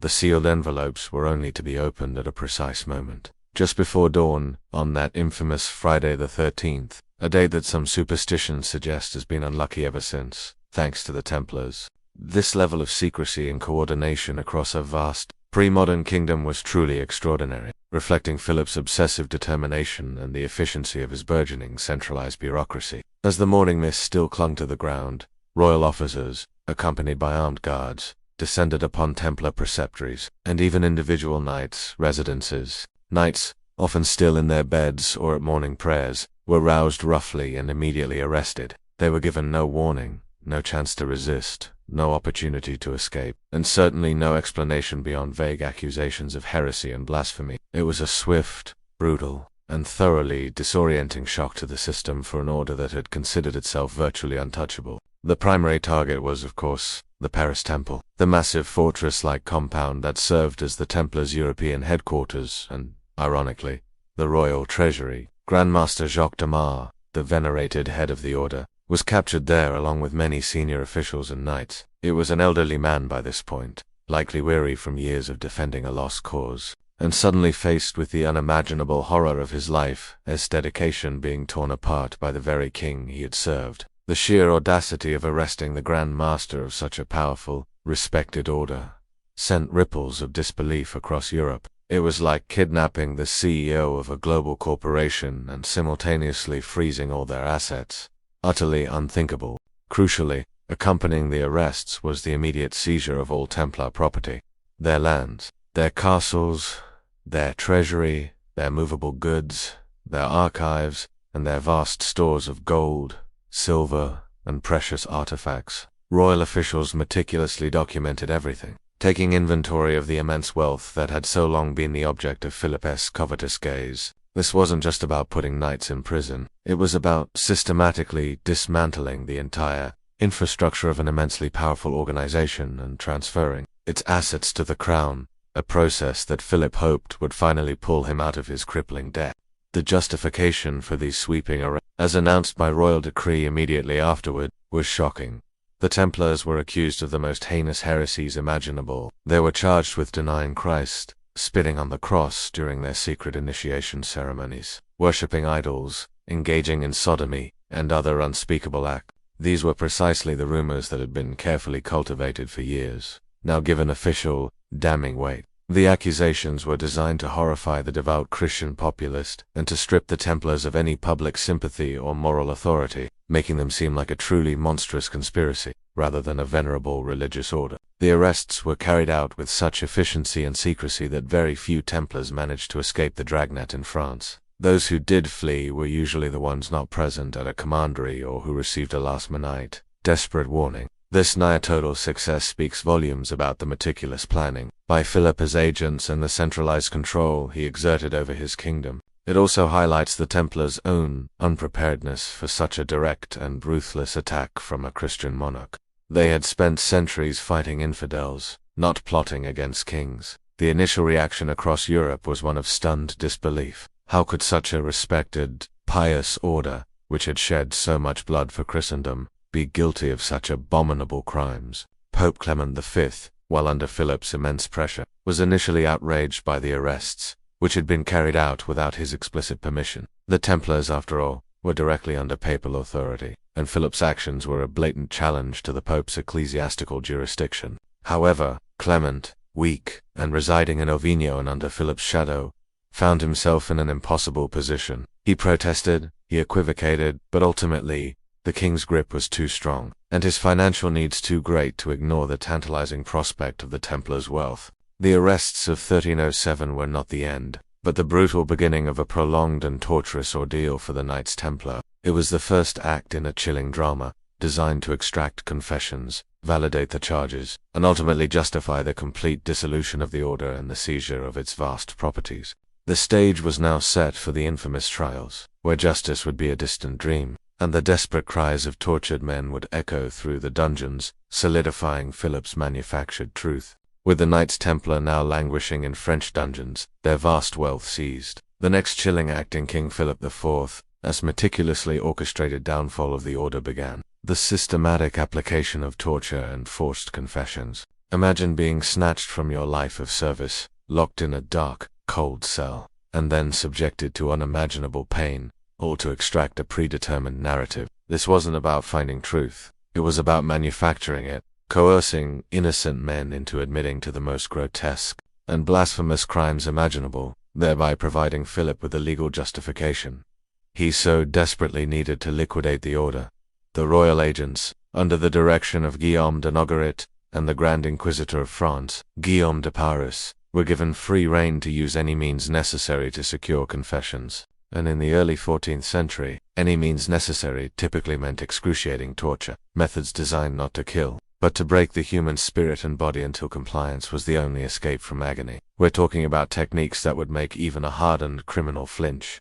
The strapese, where victims were hoisted by their wrists, often with weights tied to their feet, dislocating their shoulders, the rack which stretched the body to its breaking point, and the dreaded fire tests where feet were roasted over an open flame. It sounds utterly barbaric to our modern ears, and frankly, it was. Under such duress, many Templars, brave warriors though they were, eventually cracked, faced with unbearable pain, the promise of relief, and the knowledge that resistance was futile. They confessed to everything their interrogators wanted to hear. They admitted to denying Christ, spitting on the cross, worshipping a pagan idol, engaging in sodomy, and other acts of heresy and immorality. These confessions, however, were strikingly similar across different Templar houses, often echoing the exact phrasing of the charges leveled against them, which raises a colossal red flag to any historian worth their salt. It was an independent testimony. It was a script being read under duress, a horrifying performance coerced by torture.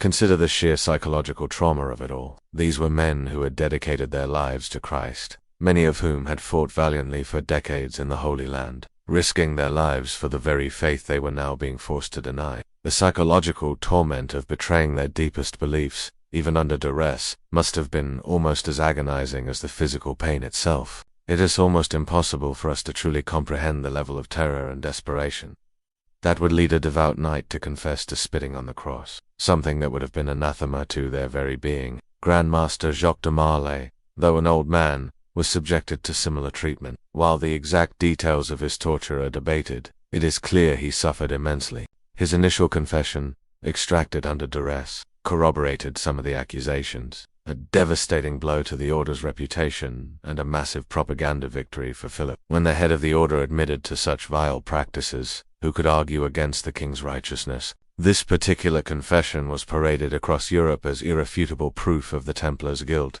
convincing many who might otherwise have been skeptical. However, not all Templars confessed immediately, and some never did. There were those who steadfastly maintained their innocence, enduring the torture with incredible fortitude, often paying the ultimate price. Many died in prison or under interrogation, their bodies broken, their spirits unbroken, but their defiance was largely ignored by Philip's determined machinery of justice. The confessions, whether freely given or coerced, were all that mattered. They were the legal fuel that would power Philip's campaign to dismantle the order and claim its vast fortune.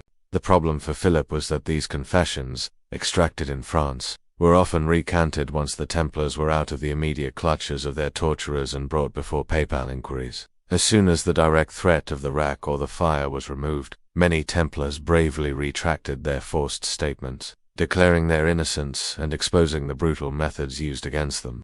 This created a huge dilemma for Pope Clement V, who, despite his subservience to Philip, still held ultimate ecclesiastical authority. He couldn't simply ignore these recantations, as it would expose the entire process as a sham. This back and forth, with confessions being made and then would complicate the Templar trials immensely and highlight the inherent injustice of the proceedings. It also put Clement in an increasingly uncomfortable position, caught between a powerful, ruthless king who demanded quick results and the moral and canonical obligations of his office. Historians still argue about the true extent of the Templars' alleged heresies. Almost all modern scholars agree that the confessions were extracted under extreme duress and are therefore unreliable, if not outright fabricated. The evidence points overwhelmingly to their innocence of the most egregious charges. But for Philip, the confessions, however obtained, served their purpose. They provided the public justification, the legal veneer, for what was essentially a massive act of state-sponsored plunder. The tales of their depravity, however unbelievable, resonated with a public already primed by whispers and distrust.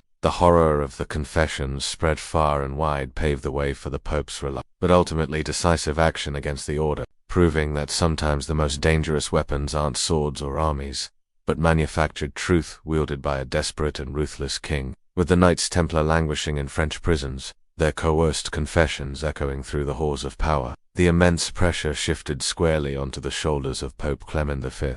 Imagine being the spiritual leader of Western Christendom, yet finding yourself essentially a puppet of a ruthless king. forced to choose between upholding justice for a venerable order and protecting the very institution of the papacy from political annihilation. Clement's position was unenviable, a precarious tightrope walk between divine authority and very earthly, very dangerous, royal power. Clement V was not a strong pope. He had been elected to the papacy largely due to the influence of King Philip IV, who ensured the election of a French cardinal who would be pliable to his will. The papacy itself had recently moved to Avignon in France, placing it firmly under the shadow of the French crown, a move that significantly weakened its independent authority and made Clement highly susceptible to Philip's machinations. It's like living in your powerful neighbor's guest house. You might have a fancy title, but you're still subject to their rules and, more importantly, their whims. Initially, Clement was outraged by Philip's unilateral arrests of the Templars. He argued that the order was directly under papal jurisdiction, and the king's actions were a blatant usurpation of ecclesiastical authority. He demanded that the Templars be handed over to the Church for proper canonical investigation, not subjected to royal tribunals and torture. For a brief period, it seemed Clement might actually stand up to Philip, perhaps even excommunicate him, as previous popes had done to unruly monarchs. But Philip was no ordinary king, and Clement was no innocent third. Philip, ever the master manipulator, responded with a potent mix of flattery, intimidation, and, crucially, the threat of accusing the papacy itself of complicity in the Templars' alleged heresies. He even went so far as to suggest posthumous charges against Pope Boniface VIII, Clement's predecessor, an action that would have utterly shattered papal authority and legitimacy. This was a direct, existential threat to the Church itself, a chilling reminder that Philip was willing to go to any lengths to get his way, faced with such overwhelming pressure. And witnessing the confessions extracted by Philip's torturers, Clement began to buckle. The sheer volume and consistency of the Templars' admissions, especially the alleged spitting on the cross and denial of Christ, deeply disturbed him and many within the Church. While he suspected foul play, the accusations were so grave, so utterly blasphemous, that he felt compelled to investigate. Perhaps, he reasoned, there was some truth to these horrifying charges, and he couldn't risk appearing to protect heretics. In August 1308, Clement issued the papal bull Fasciens Miserae, which essentially suspended the royal inquisitions and ordered that the Templars be brought before papal inquisitors. This was a small victory for Clement, a feeble attempt to reassert papal authority. However, this bull also explicitly acknowledged that the confessions, even if forced, had raised serious questions about the order's orthodoxy. It was a concession to Philip, effectively giving credence to the charges. The papal investigations were, however, excruciatingly slow. Unlike Philip's swift and brutal methods, the Church's judicial process, though flawed, was meant to be more deliberate. Templars who had recanted their coerced confessions often did so before papal commissioners, exposing the torture they had endured. This created a massive headache for Clement, as it undermined the credibility of the entire case against the Templars. Imagine the frustration.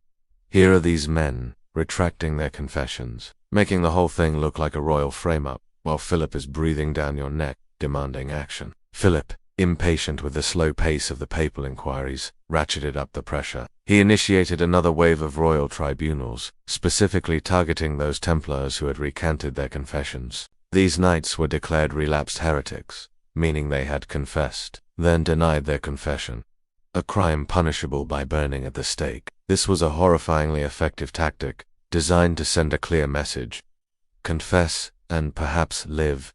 Recant, and surely die. It was a truly Machiavellian move, forcing Clement's hand, and chilling anyone who might dare to speak the truth. The most famous example of this was the fate of 54 Templars, burned at the stake in Paris, in May 1310 for recanting their confessions. This public spectacle, a horrifying display of royal power and brutality, sent shivers down the spine of every Templar still imprisoned and every Church official involved in the process. It was a clear demonstration that Philip would stop at nothing to achieve his objective, and that Clement's authority was severely limited when it clashed with the king's ruthless will. Ultimately, Clement V, facing the unyielding pressure from Philip, the seemingly damning confessions, and the threat to the papacy itself, succumbed. He convened the Council of Vienne in 1311, a general council of the Church, to decide the fate of the Templars. While many at the council were skeptical of the charges and expressed concern about the injustice of the proceedings,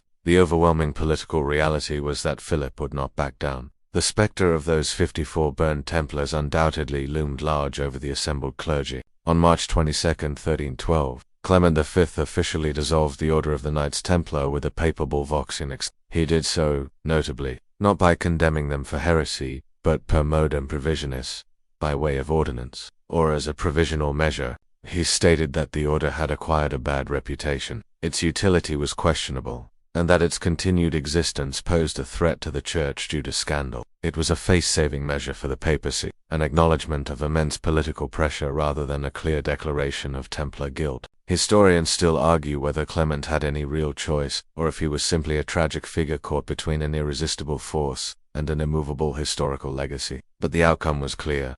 The Knights Templar, after nearly 2 centuries of service, were formally extinguished by the very authority that had originally sanctioned them, paving the way for the seizure of their assets and the final, tragic fates of their leaders. With Pope Clement V's reluctant, but ultimately decisive dissolution of the Order of the Knights Templar via the papal bull Vox in excelso in 1312, the subsequent trials and accusations against individual Templars became a chaotic and often contradictory affair playing out across various European kingdoms with vastly different outcomes. Imagine a legal proceeding where the verdict is essentially predetermined, but the specifics of how to get there are still being frantically worked out, leading to a dizzying array of legal battles, political maneuvering, and desperate attempts by the accused to defend themselves against a seemingly unstoppable tide. In France, under King Philip IV's Iron Fist, the trials were largely a sham. The initial arrests and tortures had already extracted the desired confessions, and the subsequent proceedings were designed to legitimize these admissions. The Templars brought before royal and inquisitorial courts in France faced a brutal choice: either reaffirm their forced confessions and face perpetual imprisonment, or recant and face the horrific charge of relapsed heresy, which, as we remember, meant an almost certain death by fire. Many, in a desperate bid to save their lives, stuck to their coerced tales, hoping for mercy that rarely came.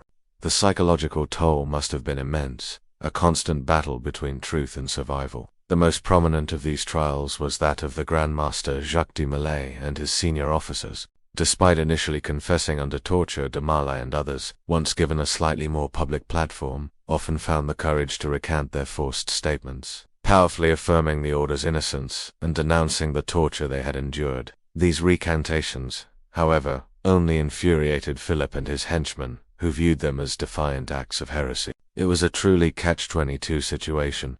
Tell the truth and die, or lie, and perhaps live in shame. Outside of France, the situation was far more varied. Pope Clement V, in his dissolution bull, had ordered all Christian rulers to investigate the Templars within their own territories. However, many monarchs, while not entirely immune to Philip's pressure, were less enthused about conducting their own witch hunts, especially if they didn't owe the Templars as much money as Philip did, or if they had their own political reasons for not wanting to antagonize such a powerful, respected order.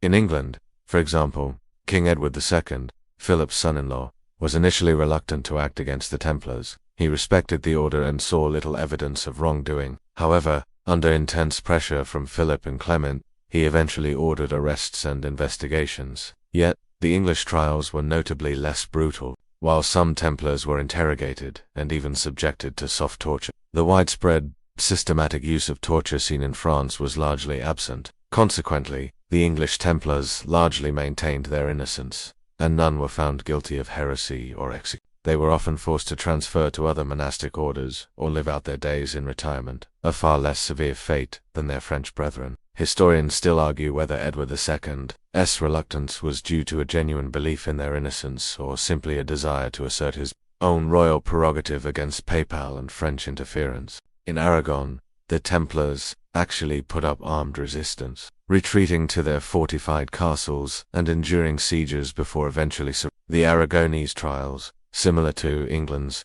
found little compelling evidence of heresy. Many Templars there were acquitted or simply transferred to other military orders, like the Order of Montesa, founded specifically to absorb Templar assets and personnel. In Portugal, King Dinas I, valuing the Templars' military prowess against the Moors, simply renamed the Order of Christ, effectively preserving their structure and much of their wealth. A truly cunning move to circumvent the papal decree. Even in Italy, where papal authority was theoretically strongest, the trials yielded mixed results. Some Templars were acquitted, while others, particularly those closer to French influence, faced harsher judgments.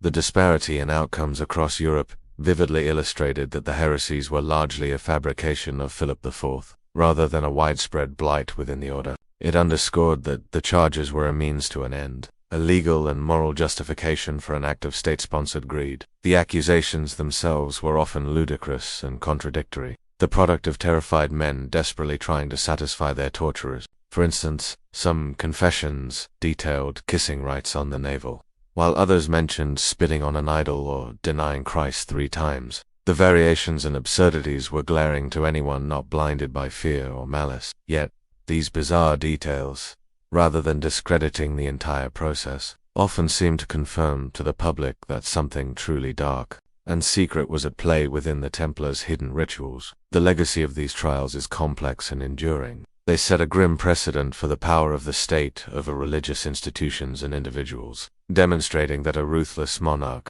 with enough political leverage and a willingness to use torture, could bend even the Pope to his will. They also fueled the enduring mystery and fascination with the Templars, as the very absurdity of the charges, coupled with the dramatic downfall of such a powerful order, left many unanswered questions in the popular imagination. The world watched, horrified and captivated, as the curtain slowly drew to a close on the once mighty Knights Templar, setting the stage for the final, tragic act of their Grand Master. The long, drawn-out nightmare for the Knights Templar reached its chilling crescendo with the final, tragic fate of their last Grand Master, Jacques de Mar. Imagine an old warrior, a man who had dedicated his entire life to a sacred cause, now facing the ultimate betrayal, the complete destruction of everything he stood for, and a public execution orchestrated by the very king he had served.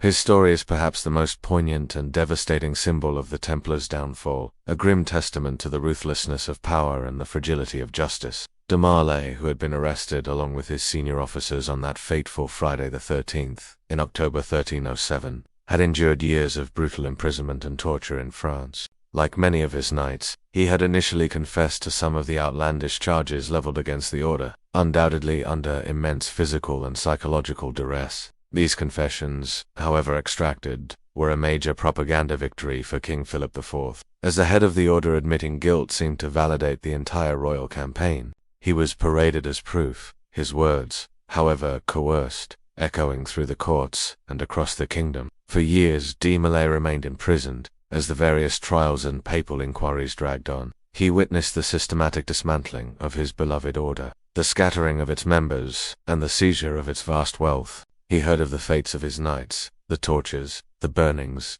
the forced confessions, and the desperate struggle for survival. It must have been an unbearable burden, a slow, agonizing process of watching his life's work reduced to ashes. Then in March 1314, after more than 6 years of imprisonment, Grand Master Jacques de Marlay, along with Geoffroy de the preceptor of Normandy, and 2 other senior Templar officials were brought before a final commission of cardinals and theologians on the Île Juif, in the Seine River, right outside Notre Dame Cathedral in Paris.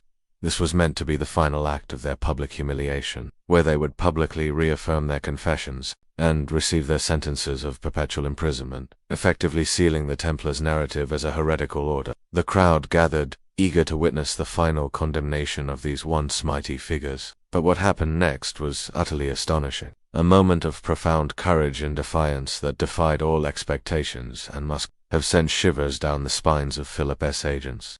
As the cardinal began to read out the verdict, expecting meek submission, Jacques de Marlay, frail and aged, suddenly found a final, incredible surge of strength and courage. In a clear, resonant voice that reportedly silenced the crowd, he publicly, unequivocally, and passionately recanted his confession. He declared, with unwavering conviction, that the accusations against the Templars were false, that the order was innocent of heresy, and that his earlier confession had been made solely to escape torture. Geoffroy de Charny immediately followed suit, similarly retracting his confession and reaffirming the innocence of the order. It was a stunning act of defiance, a bold repudiation of Philip's manufactured truth, delivered at the very moment it was least expected. Imagine the gasp from the crowd, the fury on the faces of Philip's officials, and the sheer terror in the hearts of the cardinals, who suddenly found their carefully constructed narrative crumbling before their eyes. This public recantation was a direct challenge to King Philip IV's authority and his carefully constructed narrative of Templar guilt. It exposed the entire judicial process as a sham, a cruel farce built on lies and torture. Philip was absolutely incandescent with rage. He immediately convened a royal council, bypassing any further ecclesiastical proceedings, and swiftly condemned de Maillet and de Charny as relapsed heretics, a crime punishable by burning at the stake. This was a king making an example, sending an unmistakable message to anyone who dared to defy his will. On the evening of March 18, 1314, Jacques de Maillet and Geoffroy de Charny were led to a small island in the Seine near the royal gardens and burned alive at the stake. Imagine the scene. The flickering flames, casting long, dancing shadows against the twilight sky, the smell of smoke and burning flesh, the silent, horrified crowd watching as two old men, once symbols of Christian might, perished in agony. Legend says that as the flames consumed him, de Maillet cried out, cursing both Pope Clement V and King Philip IV, summoning them to appear before God's judgment within a year and a day. Whether this dramatic curse actually occurred is, of course, debated by historians, but it quickly became an enduring part of the Templar legend, adding a layer of supernatural retribution to their tragic end. Interestingly, both Pope Clement V and King Philip IV did indeed die within a year of de Maillet's execution. Clement in April 1314 and Philip in November 1314, a coincidence that cemented the curse in the popular imagination and fueled belief in divine justice. The execution of Jacques de Maillet was the brutal, bloody exclamation point at the end of the Knights Templar's long and illustrious history. It was an act of pure political expediency, a calculated murder designed to silence the most vocal opponents of Philip's fabricated narrative and to solidify his seizure of the Templar's immense wealth. While the order had been formally dissolved by the Pope, de Maillet's defiant death and the subsequent eerie fulfillment of his alleged curse ensured that the Templars would forever remain shrouded in mystery, controversy, and enduring fascination, setting the stage for the redistribution of their vast properties and the endless speculation about their hidden treasures, with the last Grand Master Jacques de Maillet having met his fiery end and the major figures of the order either dead, imprisoned, or scattered. The formal dissolution of the order became a grim reality codified by Pope Clement V's papal bull Vox in Excelso in 1312. This wasn't just a simple disbanding. It was a comprehensive dismantling of a powerful, centuries-old institution, a process that involved the meticulous redistribution of their vast assets and properties across Europe, leading to complex legal wrangles and unexpected windfalls for various entities. The papal bull explicitly stated that the Templar order was being dissolved, not necessarily because their guilt was unequivocally proven, but per modum provisionis, by way of ordinance, meaning for the good of the Church and to prevent scandal. It was a political maneuver designed to appease Philip IV and bring an end to the tumultuous affair, even if it meant sacrificing a venerable order. The bull essentially declared that the Templars, due to their tarnished reputation and the scandals surrounding them, were no longer fit to serve as a military order. It was like saying, "You're not fired for doing something wrong, but because everyone thinks you did something wrong, so we need to let you go." The core of the papal decree regarding their assets was that the Templars' property, both movable and immovable, should be transferred to the Order of the Knights Hospitaller of St. John. This was a shrewd move by Clement, seemingly designed to maintain the wealth within a military order dedicated to the Holy Land, and to prevent powerful secular rulers from simply seizing everything. The Hospitallers were the Templars' chief rivals, but they were also a similar order, also dedicated to fighting in the East, and presumably they would continue the Templars' work, even if they sometimes grumbled about it. It was, in theory, a way to preserve the spirit of the Crusades and utilize the Templars' immense fortune for its intended purpose. However, the reality was far more complicated and messy. Philip IV, having gone to such extreme lengths to destroy the Templars, had no intention of letting their vast wealth simply slip through his fingers and into the hands of another order, even a papal-sanctioned one. He argued that since the Templars had been arrested and their property seized within his kingdom, those assets rightfully belonged to the French crown as compensation for the immense costs of the investigations and imprisonments. It was a classic case of finders keepers, but on a truly grand, royal scale. What ensued was a complex and protracted legal and political battle across Europe over the Templar estates. In France, Philip managed to retain a significant portion of the Templars' wealth, demanding substantial reimbursement for his expenses and keeping prime properties for the crown. The Hospodars, while theoretically inheriting everything, often had to pay large sums to various monarchs to actually take possession of the lands, effectively buying back property that was supposedly their rightful inheritance. It was a bureaucratic nightmare, a giant, medieval yard sale where the buyer had to pay off the previous owner, the police, and the entire neighborhood just to get their stuff. Historians still argue about the exact percentage of Templar wealth that actually made it to the Hospitallers versus what ended up in royal coffers, but it's clear Philip got a very sizable chunk. Outside of France, the situation varied wildly. In kingdoms like Portugal and Aragon, as mentioned before, the local monarchs simply created new military orders, such as the Order of Christ in Portugal and the Order of Montesa in Aragon, to absorb the Templars' assets and manpower. This was a clever way to bypass the papal decree, maintain the Templars' military capabilities, and keep their wealth within the kingdom, under royal control, rather than letting it go to the Hospitallers or back to the papacy.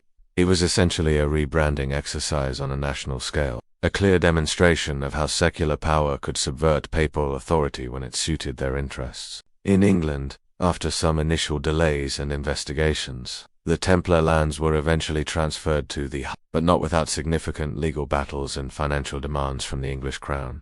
The process was slow, cumbersome, and riddled with disputes, taking years to fully implement. In other parts of the Holy Roman Empire, some Templar assets were indeed transferred to the Hospitallers, while others were simply retained by local nobles or rulers. The actual Templar knights who survived the purges faced various fates. Some, like those in Portugal, were simply integrated into the new orders. Others, particularly in France, were forced into other monastic orders, often Cistercian houses, where they lived out their days under strict surveillance, forbidden from ever speaking of their past as Templars. A few managed to disappear into the general population, shedding their distinctive white mantles and melting away into anonymity, leaving behind no trace of their former lives.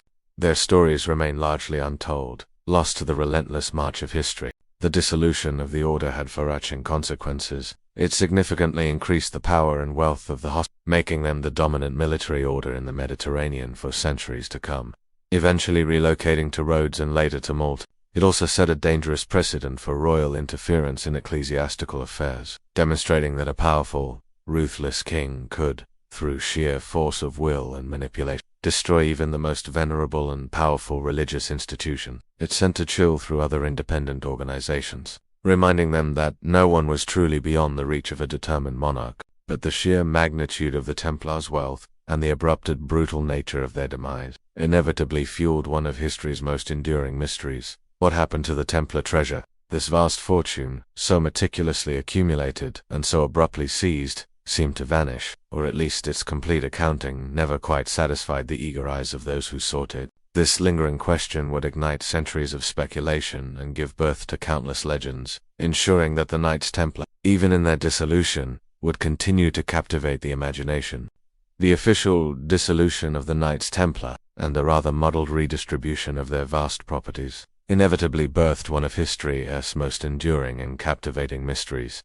What exactly happened to the fabled Templar treasure? Imagine an organization that operated the world's first international banking system, accumulated staggering wealth over 2 centuries, and then seemingly vanished overnight, its vaults emptied just before, or perhaps just after, the king's men arrived. It's a tantalizing puzzle, isn't it? A riddle wrapped in an enigma, cloaked in the mists of medieval intrigue, and it has fueled centuries of speculation, desperate hunts, and countless works of fiction. The official story, of course, is that King Philip IV of France, after arresting the Templars, diligently seized all their assets in his kingdom, while the remaining properties were eventually transferred to the Hospitallers as per papal decree, albeit often after paying Philip a hefty fee for custody. In theory, every last coin, every last deed, every last ounce of silver was accounted for. But reality, and particularly historical reality, is rarely so neat and tidy, especially when immense wealth is involved and desperate people are looking for answers. Here's where the mystery really begins to sparkle. Contemporaries of the Templars, including Philip himself, were convinced that the order possessed a far greater treasure than what was officially found and seized.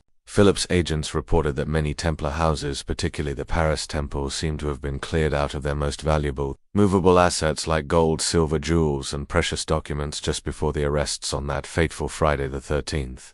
Imagine a bank vault emptied, not by robbers, but by the very people who managed it, minutes before a hostile takeover. This discrepancy between the expected and the actual recovered wealth became the bedrock of the Templar treasure legend. One of the most persistent theories suggests that the Templar, somehow forewarned of Philip's impending attack, managed to spirit away their most valuable assets. How could they have known? Perhaps through their extensive intelligence network, or perhaps through sympathetic allies within the French court or even the papacy. The idea is that convoys of wagons, laden with chests of gold, silver, and priceless artifacts, vanished into the night, disappearing without a trace. Where would they go? This is where the theories really diverge and get delightfully creative. One popular notion is that a significant portion of the treasure was loaded onto Templar ships and sailed to safety. The Templars, remember, had a substantial fleet, operating across the Mediterranean and even, perhaps, into the Atlantic. Some theories suggest these ships sailed to Scotland, which at the time was excommunicated by the Pope and therefore less likely to enforce papal decrees or Philip's demands. Could a hidden Templar fleet have found refuge in the misty lochs and remote islands of Scotland, burying their treasure somewhere in the rugged highlands? It's a romantic thought, conjuring images of secret ceremonies and buried hoards beneath ancient stones. Other theories point to hidden caches within their vast network of castles and communs. While the major Templar treasuries were ostensibly seized, could smaller, hidden chambers or secret passages have concealed portions of their wealth? Perhaps under an obscure floorboard, behind a loose stone in a forgotten well, or deep within a labyrinthine dungeon.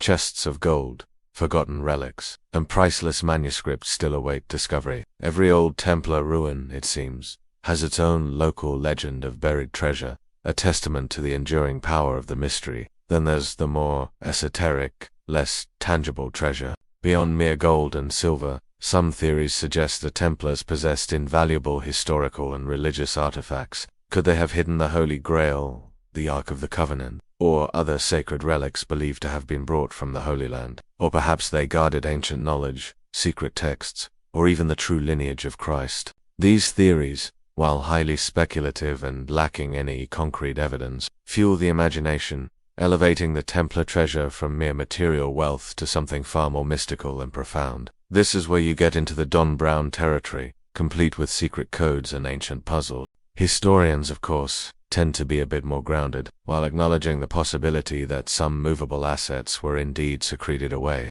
They generally point out that a vast, international banking system relies on visible, accessible wealth. Secreting away everything would have crippled their operations long before Philip struck. Moreover, the scale of their operations meant that most of their wealth was tied up in land, properties, and loans, to assets that were difficult, if not impossible, to simply pick up and move. The treasure was less a chest of doubloons, and more a balance sheet of vast, interconnected holdings. Yet, the idea persists. The notion of a secret, hidden Templar treasure, waiting to be rediscovered, is simply too compelling to let go. It speaks to our innate desire for mystery, for the idea that hidden truths and unimaginable riches might lie just beneath the surface of the mundane. The tantalizing possibility of a vast untapped fortune, perhaps guarded by ancient secrets or coded maps, ensures that the Templars will forever be linked with the greatest treasure hunts in history, perpetually tempting adventurers, historians, and dreamers alike to dig just a little bit deeper, setting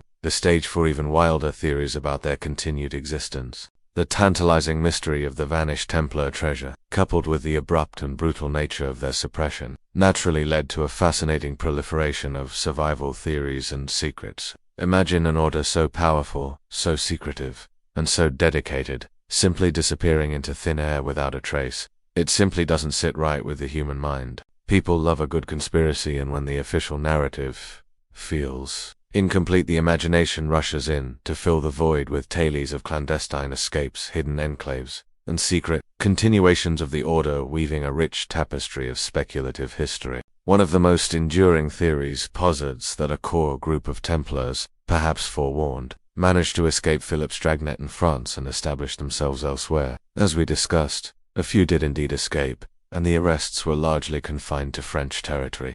This opens the door to the intriguing possibility that these survivors regrouped not necessarily to fight open wars, but to continue their sacred mission in secret, passing on their knowledge, their rituals, and perhaps even some of their fabled treasure from generation to generation. It's the ultimate underground resistance narrative, isn't it? A testament to their resilience and defiance. Scotland is a particularly popular destination in these survival theories. Why Scotland? Well, in the early 14th century, Scotland was excommunicated by the Pope due to its ongoing wars with England. This meant that papal bulls, including the one dissolving the Templars, held less sway there. It's plausible, therefore, that Templars fleeing persecution in France and England found a safe haven in Scotland. Robert the Bruce, himself excommunicated, would have had little incentive to persecute them, and perhaps even a keen interest in their military expertise and financial resources. Some legends even linked Templar knights to the Battle of Bannockburn in 1314, where Robert the Bruce famously defeated the English,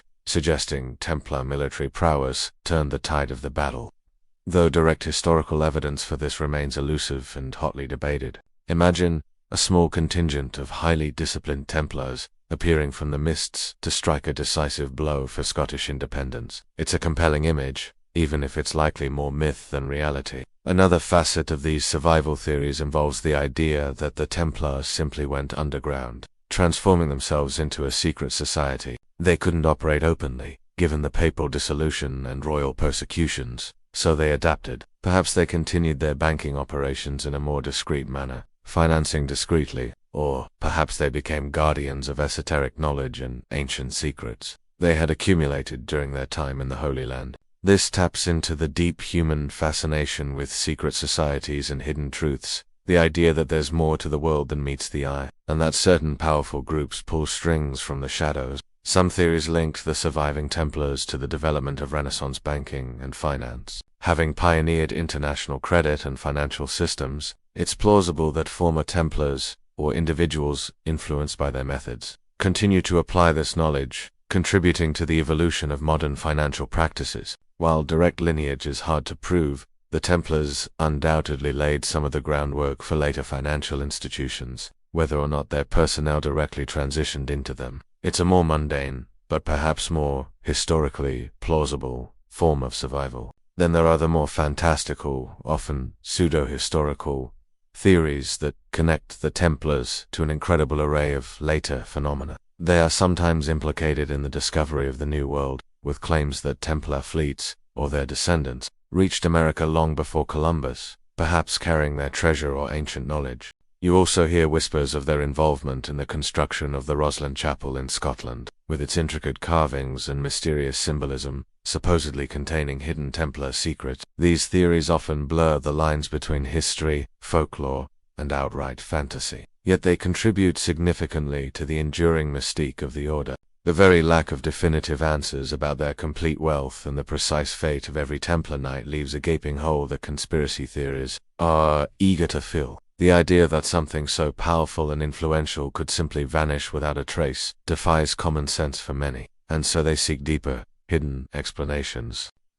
Historians, while generally skeptical of the more outlandish claims, acknowledge that the Templars' wealth was never fully accounted for, and that some individuals certainly escaped the purges, living out their lives under different guises or in new, less scrutinizing environments. The Templars' commitment to secrecy, a characteristic that defined them throughout their existence, ironically helped to fuel these very survival theories. Because so much of their internal operations were cloaked in mystery, it was easy for later generations to imagine that even more profound secrets lay hidden, just waiting to be uncovered. This cultivated air of enigma, combined with their dramatic downfall, ensured that the Knights Templar would never truly disappear from the popular imagination. Instead, they would be reborn in countless legends, paving the way for their significant, though often historically distorted, legacy in later secret societies. The enduring fascination with the Knights Templar, particularly the idea of their clandestine survival, has undeniably cast a long shadow, inspiring and often intertwining with the history and mythology of later secret societies, most prominently Freemasonry. Imagine a venerable, mysterious order, supposedly destroyed, whose legend becomes so potent that subsequent generations invent elaborate narratives connecting themselves to its glorious and tragic past. This isn't about direct, unbroken historical lineage, mind you, but rather a powerful, symbolic inheritance, a desire to tap into the mystique and perceived wisdom of a lost age. Freemasonry, a fraternal organization with roots tracing back to the late 17th and early 18th centuries in Europe, shares many superficial and thematic similarities with the popular image of the Templars. Both are characterized by secretive rituals, hierarchical structures, moral teachings, and a strong emphasis on brotherhood and mutual support. This convergence, whether accidental or intentional, provided fertile ground for the Templar legacy to flourish within Masonic lore. It's like finding two puzzle pieces that look like they should fit together perfectly, even if they actually came from different boxes.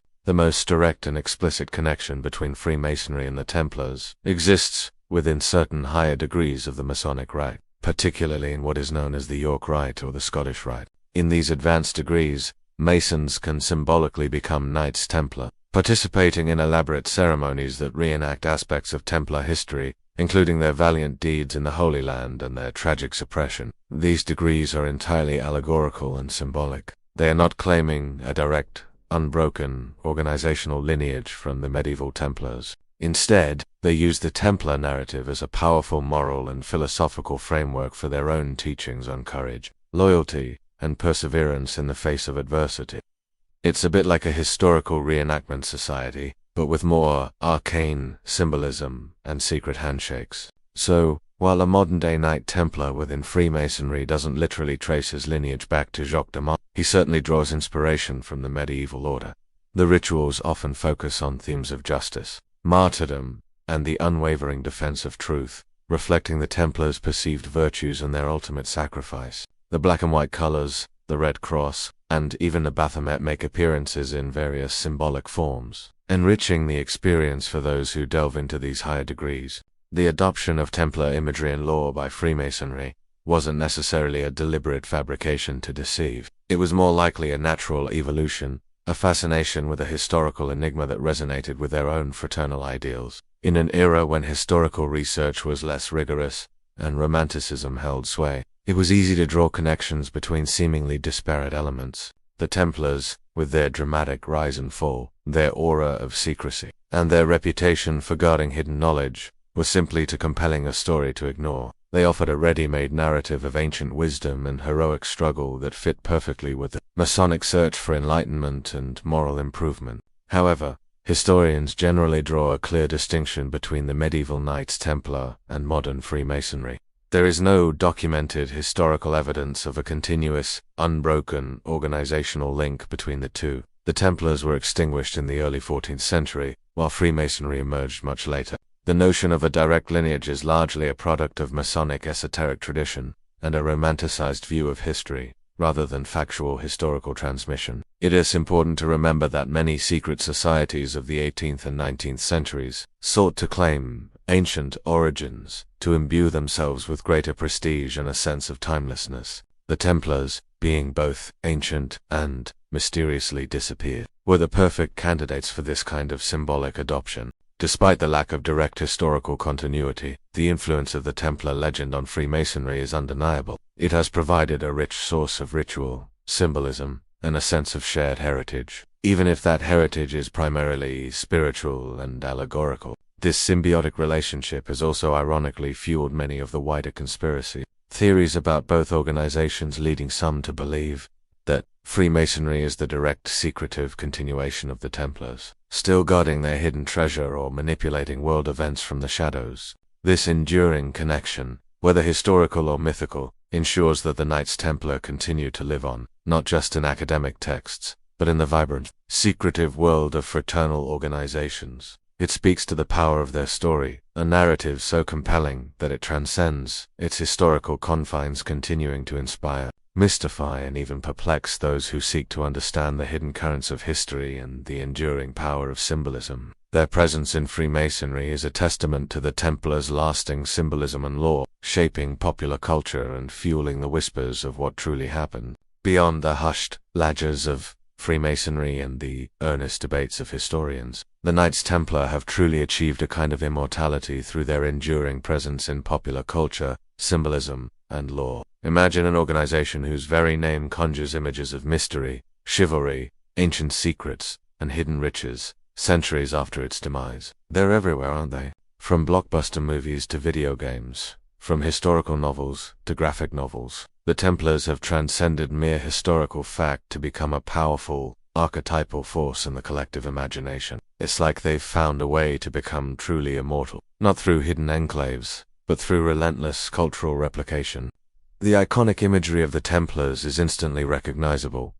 The white mantle emblazoned with the bold red cross, the disciplined warrior monk, stoic and unusual. This visual shorthand instantly communicates ideals of purity, sacrifice, and martial prowess. It's a powerful brand, even if they didn't know they were building one. This striking imagery lends itself perfectly to visual storytelling, making them ideal protagonists, or antagonists, in tales of adventure, conspiracy, and spiritual quest.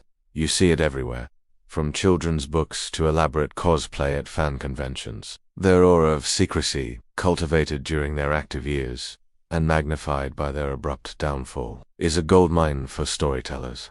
The idea of hidden rituals, arcane knowledge, and a clandestine network operating in the shadows is inherently captivating. This secret society aspect allows for endless narrative possibilities. What did they really know? What do they really do behind closed doors? This mystery invites speculation, allowing authors and filmmakers to weave elaborate plots around ancient enigmas, giving audiences a tantalizing glimpse into a world beyond ordinary perception. It's the ultimate what-if scenario, playing out on screens and pages around the globe. The infamous accusations of heresy, idolatry, and blasphemy, however false they were, have also contributed significantly to their dark mystique. The idea that these supposedly pious knights were secretly worshipping a demonic idol like Bath, or performing unholy rites, adds a delicious layer of forbidden knowledge and moral ambiguity. It gives them an edge, making them more complex and intriguing characters than mere straightforward heroes. This darker side fuels narratives where the Templars are not always the good guys, or where their moral compass is, shall we say, a bit wide. And then, of course, there's the treasure. The enduring legend of a hidden Templar fortune, whether it be gold, relics, or ancient texts, is perhaps the greatest single driver of their popular appeal. Everyone loves a treasure hunt, and when the treasure is tied to a secret society, a holy war, and a brutal suppression, the stakes are incredibly high. This treasure is often portrayed as something far more than mere wealth. It might hold the key to untold power, world-altering secrets, or even the truth about the nature of reality itself. It's why you'll find them searching for the Ark of the Covenant, the Holy Grail, or even ancient alien technology, in various fictional narratives. Modern media has capitalized immensely on this rich vein of Templar lore. Think of the Assassin's Creed video game series, where the Templars are reimagined as a shadowy organization relentlessly pursuing control, standing in stark opposition to the assassin's quest for freedom, or the National Treasure movies, with their puzzles and conspiracies, often hinting at Templar connections. Dan Brown's The Da Vinci Code, while largely fictional and historically inaccurate, brought the Templars into the mainstream consciousness for millions, cementing their image as guardians of profound religious secrets. Even television shows, historical dramas, and countless novels continue to explore every conceivable angle of their history and mythology. The Templars also resonate because they represent a clash of ideals: faith and power, military might and spiritual devotion, secrecy and public service. Their story, with its dramatic rise and fall, provides a compelling narrative arc that speaks to timeless themes of ambition, betrayal, sacrifice, and the corrupting influence of wealth and power. They are a cautionary tale as much as they are an inspiring legend. Their dramatic execution, particularly that of Jacques de Mail, provides a satisfying, if tragic, endpoint to their historical journey. Yet, paradoxically, it also ensures their continuous rebirth in the realm of myth. Historians still argue whether this widespread popularization helps or hinders a true understanding of the historical Templars. On one hand, it keeps their story alive and sparks interest in medieval history. On the other hand, it often prioritizes sensationalism over accuracy, blurring the lines between fact and fiction to an almost comical degree. But regardless of scholarly purism, the fact remains: the Knights Templar, despite being dissolved over 700 years ago, are more famous and perhaps more culturally influential now than they ever were during their actual existence. They are a permanent fixture in our collective imagination, a testament to the enduring power of a good story, a compelling mystery, and a truly epic rise and fall, leaving us with lingering questions that historians, even now, continue to debate.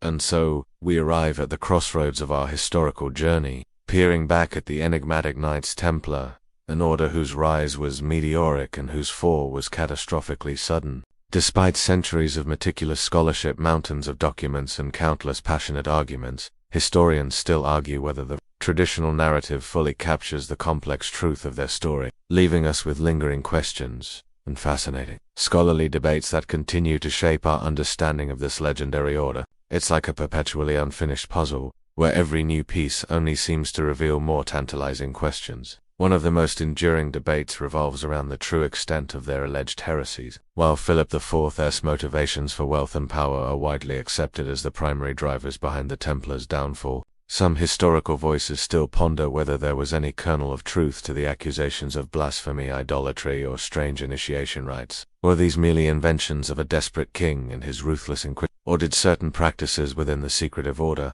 perhaps misunderstood or misinterpreted, provide accidental fodder for their accusers? The sheer consistency of some confessions, despite the use of torture, continues to be a point of minor contention for a few scholars, though the overwhelming consensus leans heavily towards forced fabrication. Another major point of contention is the role and true intentions of Pope Clement V. Was he a weak, craven puppet entirely manipulated by King Philip IV? Or was he a pragmatic pontiff making a difficult, calculated decision to sacrifice the Templars to save the papacy from potentially catastrophic damage at the hands of a truly dangerous monarch? Historians still debate the extent of his agency. Some argue he was a victim of circumstance, doing what he believed was necessary for the survival of the Church. Others paint him as complicit, valuing his own safety and political standing over justice and truth. His phrase, per modum provisionis, dissolving the order by way of ordinance, rather than condemning them outright for heresy, certainly gives ammunition to both sides of that argument. The question of the Templars' true wealth and its ultimate fate also remains a lively topic. As we've discussed, the discrepancy between what was seized and what was widely believed to exist continues to fuel endless speculation. Did a significant portion of their treasure genuinely vanish into the shadows, spirited away by forewarned knights? Or was their wealth largely tied up in illiquid assets like land and loans, making the grand treasure a largely mythical concept? While most scholars lean towards the latter, the tantalizing idea of hidden hoards ensures this debate continues to sparkle, drawing treasure hunters and amateur historians into its alluring orbit. You can almost hear the faint clink of phantom gold coins if you listen closely enough. Furthermore, there's ongoing discussion about the true impact of the Templars' financial prowess.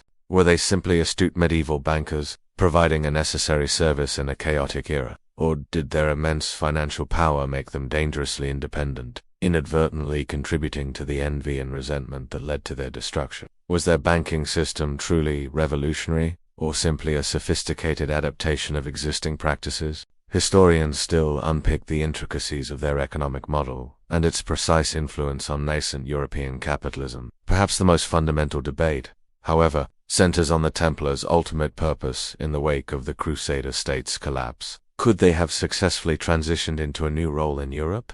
Perhaps as a standing army, a banking institution, or a naval force? Or was their very existence, as an independent military religious order with immense wealth and direct papal allegiance, simply an anachronism in a rapidly changing European landscape where powerful, centralized monarchies were asserting their dominance? Some argue their demise was inevitable, a natural consequence of shifting geopolitical realities, while others maintained that their destruction was a singular act of monumental injustice, a tragedy that need not have occurred. Another nuanced discussion centers on the Templars' military effectiveness. While undeniably brave and disciplined, were they truly the invincible warriors of legend, or were their victories often exaggerated by a chronicler's pen? How much did their rivalry with the Hospitallers truly hamper the defense of Acre? And how effective were their renowned fortifications against the increasingly sophisticated siege techniques employed by their Mamluk adversaries? These questions invite ongoing re-evaluation of their strategic and tactical contributions to the Crusades.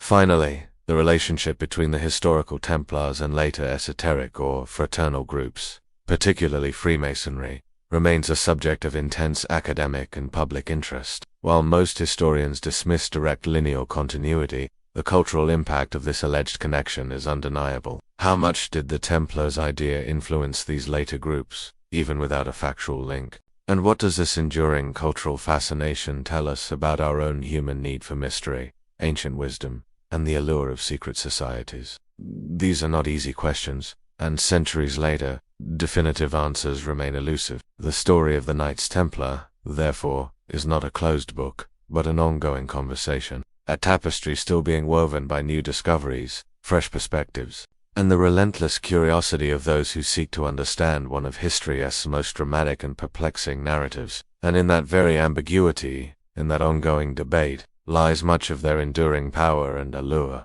inviting us to keep pondering the mysteries of their incredible journey. So, before you get comfortable, take a moment to like the video, and subscribe, but only if you genuinely enjoy what I do here. And now, as the echoes of forgotten battles and whispered secrets fade into the quiet of the night, allow yourself to drift. Imagine the ancient stones of their castles, worn smooth by time, standing silently under the moonlight, holding their secrets forever. Feel the distant whispers of knights, long gone, their vows a faint breeze across the centuries. The Templars, though their order was dissolved, their leaders burned and their treasure dispersed or simply vanished, continue to exist, not in a hidden fortress or a secret lodge, but in the realm of stories, in the quiet corners of history, where courage meets tragedy and legend intertwines with fact. Their journey, a testament of faith, power, and ultimately, a brutal betrayal, now gently recedes into the realm of dreams, leaving only the soft glow of a forgotten era. Rest well,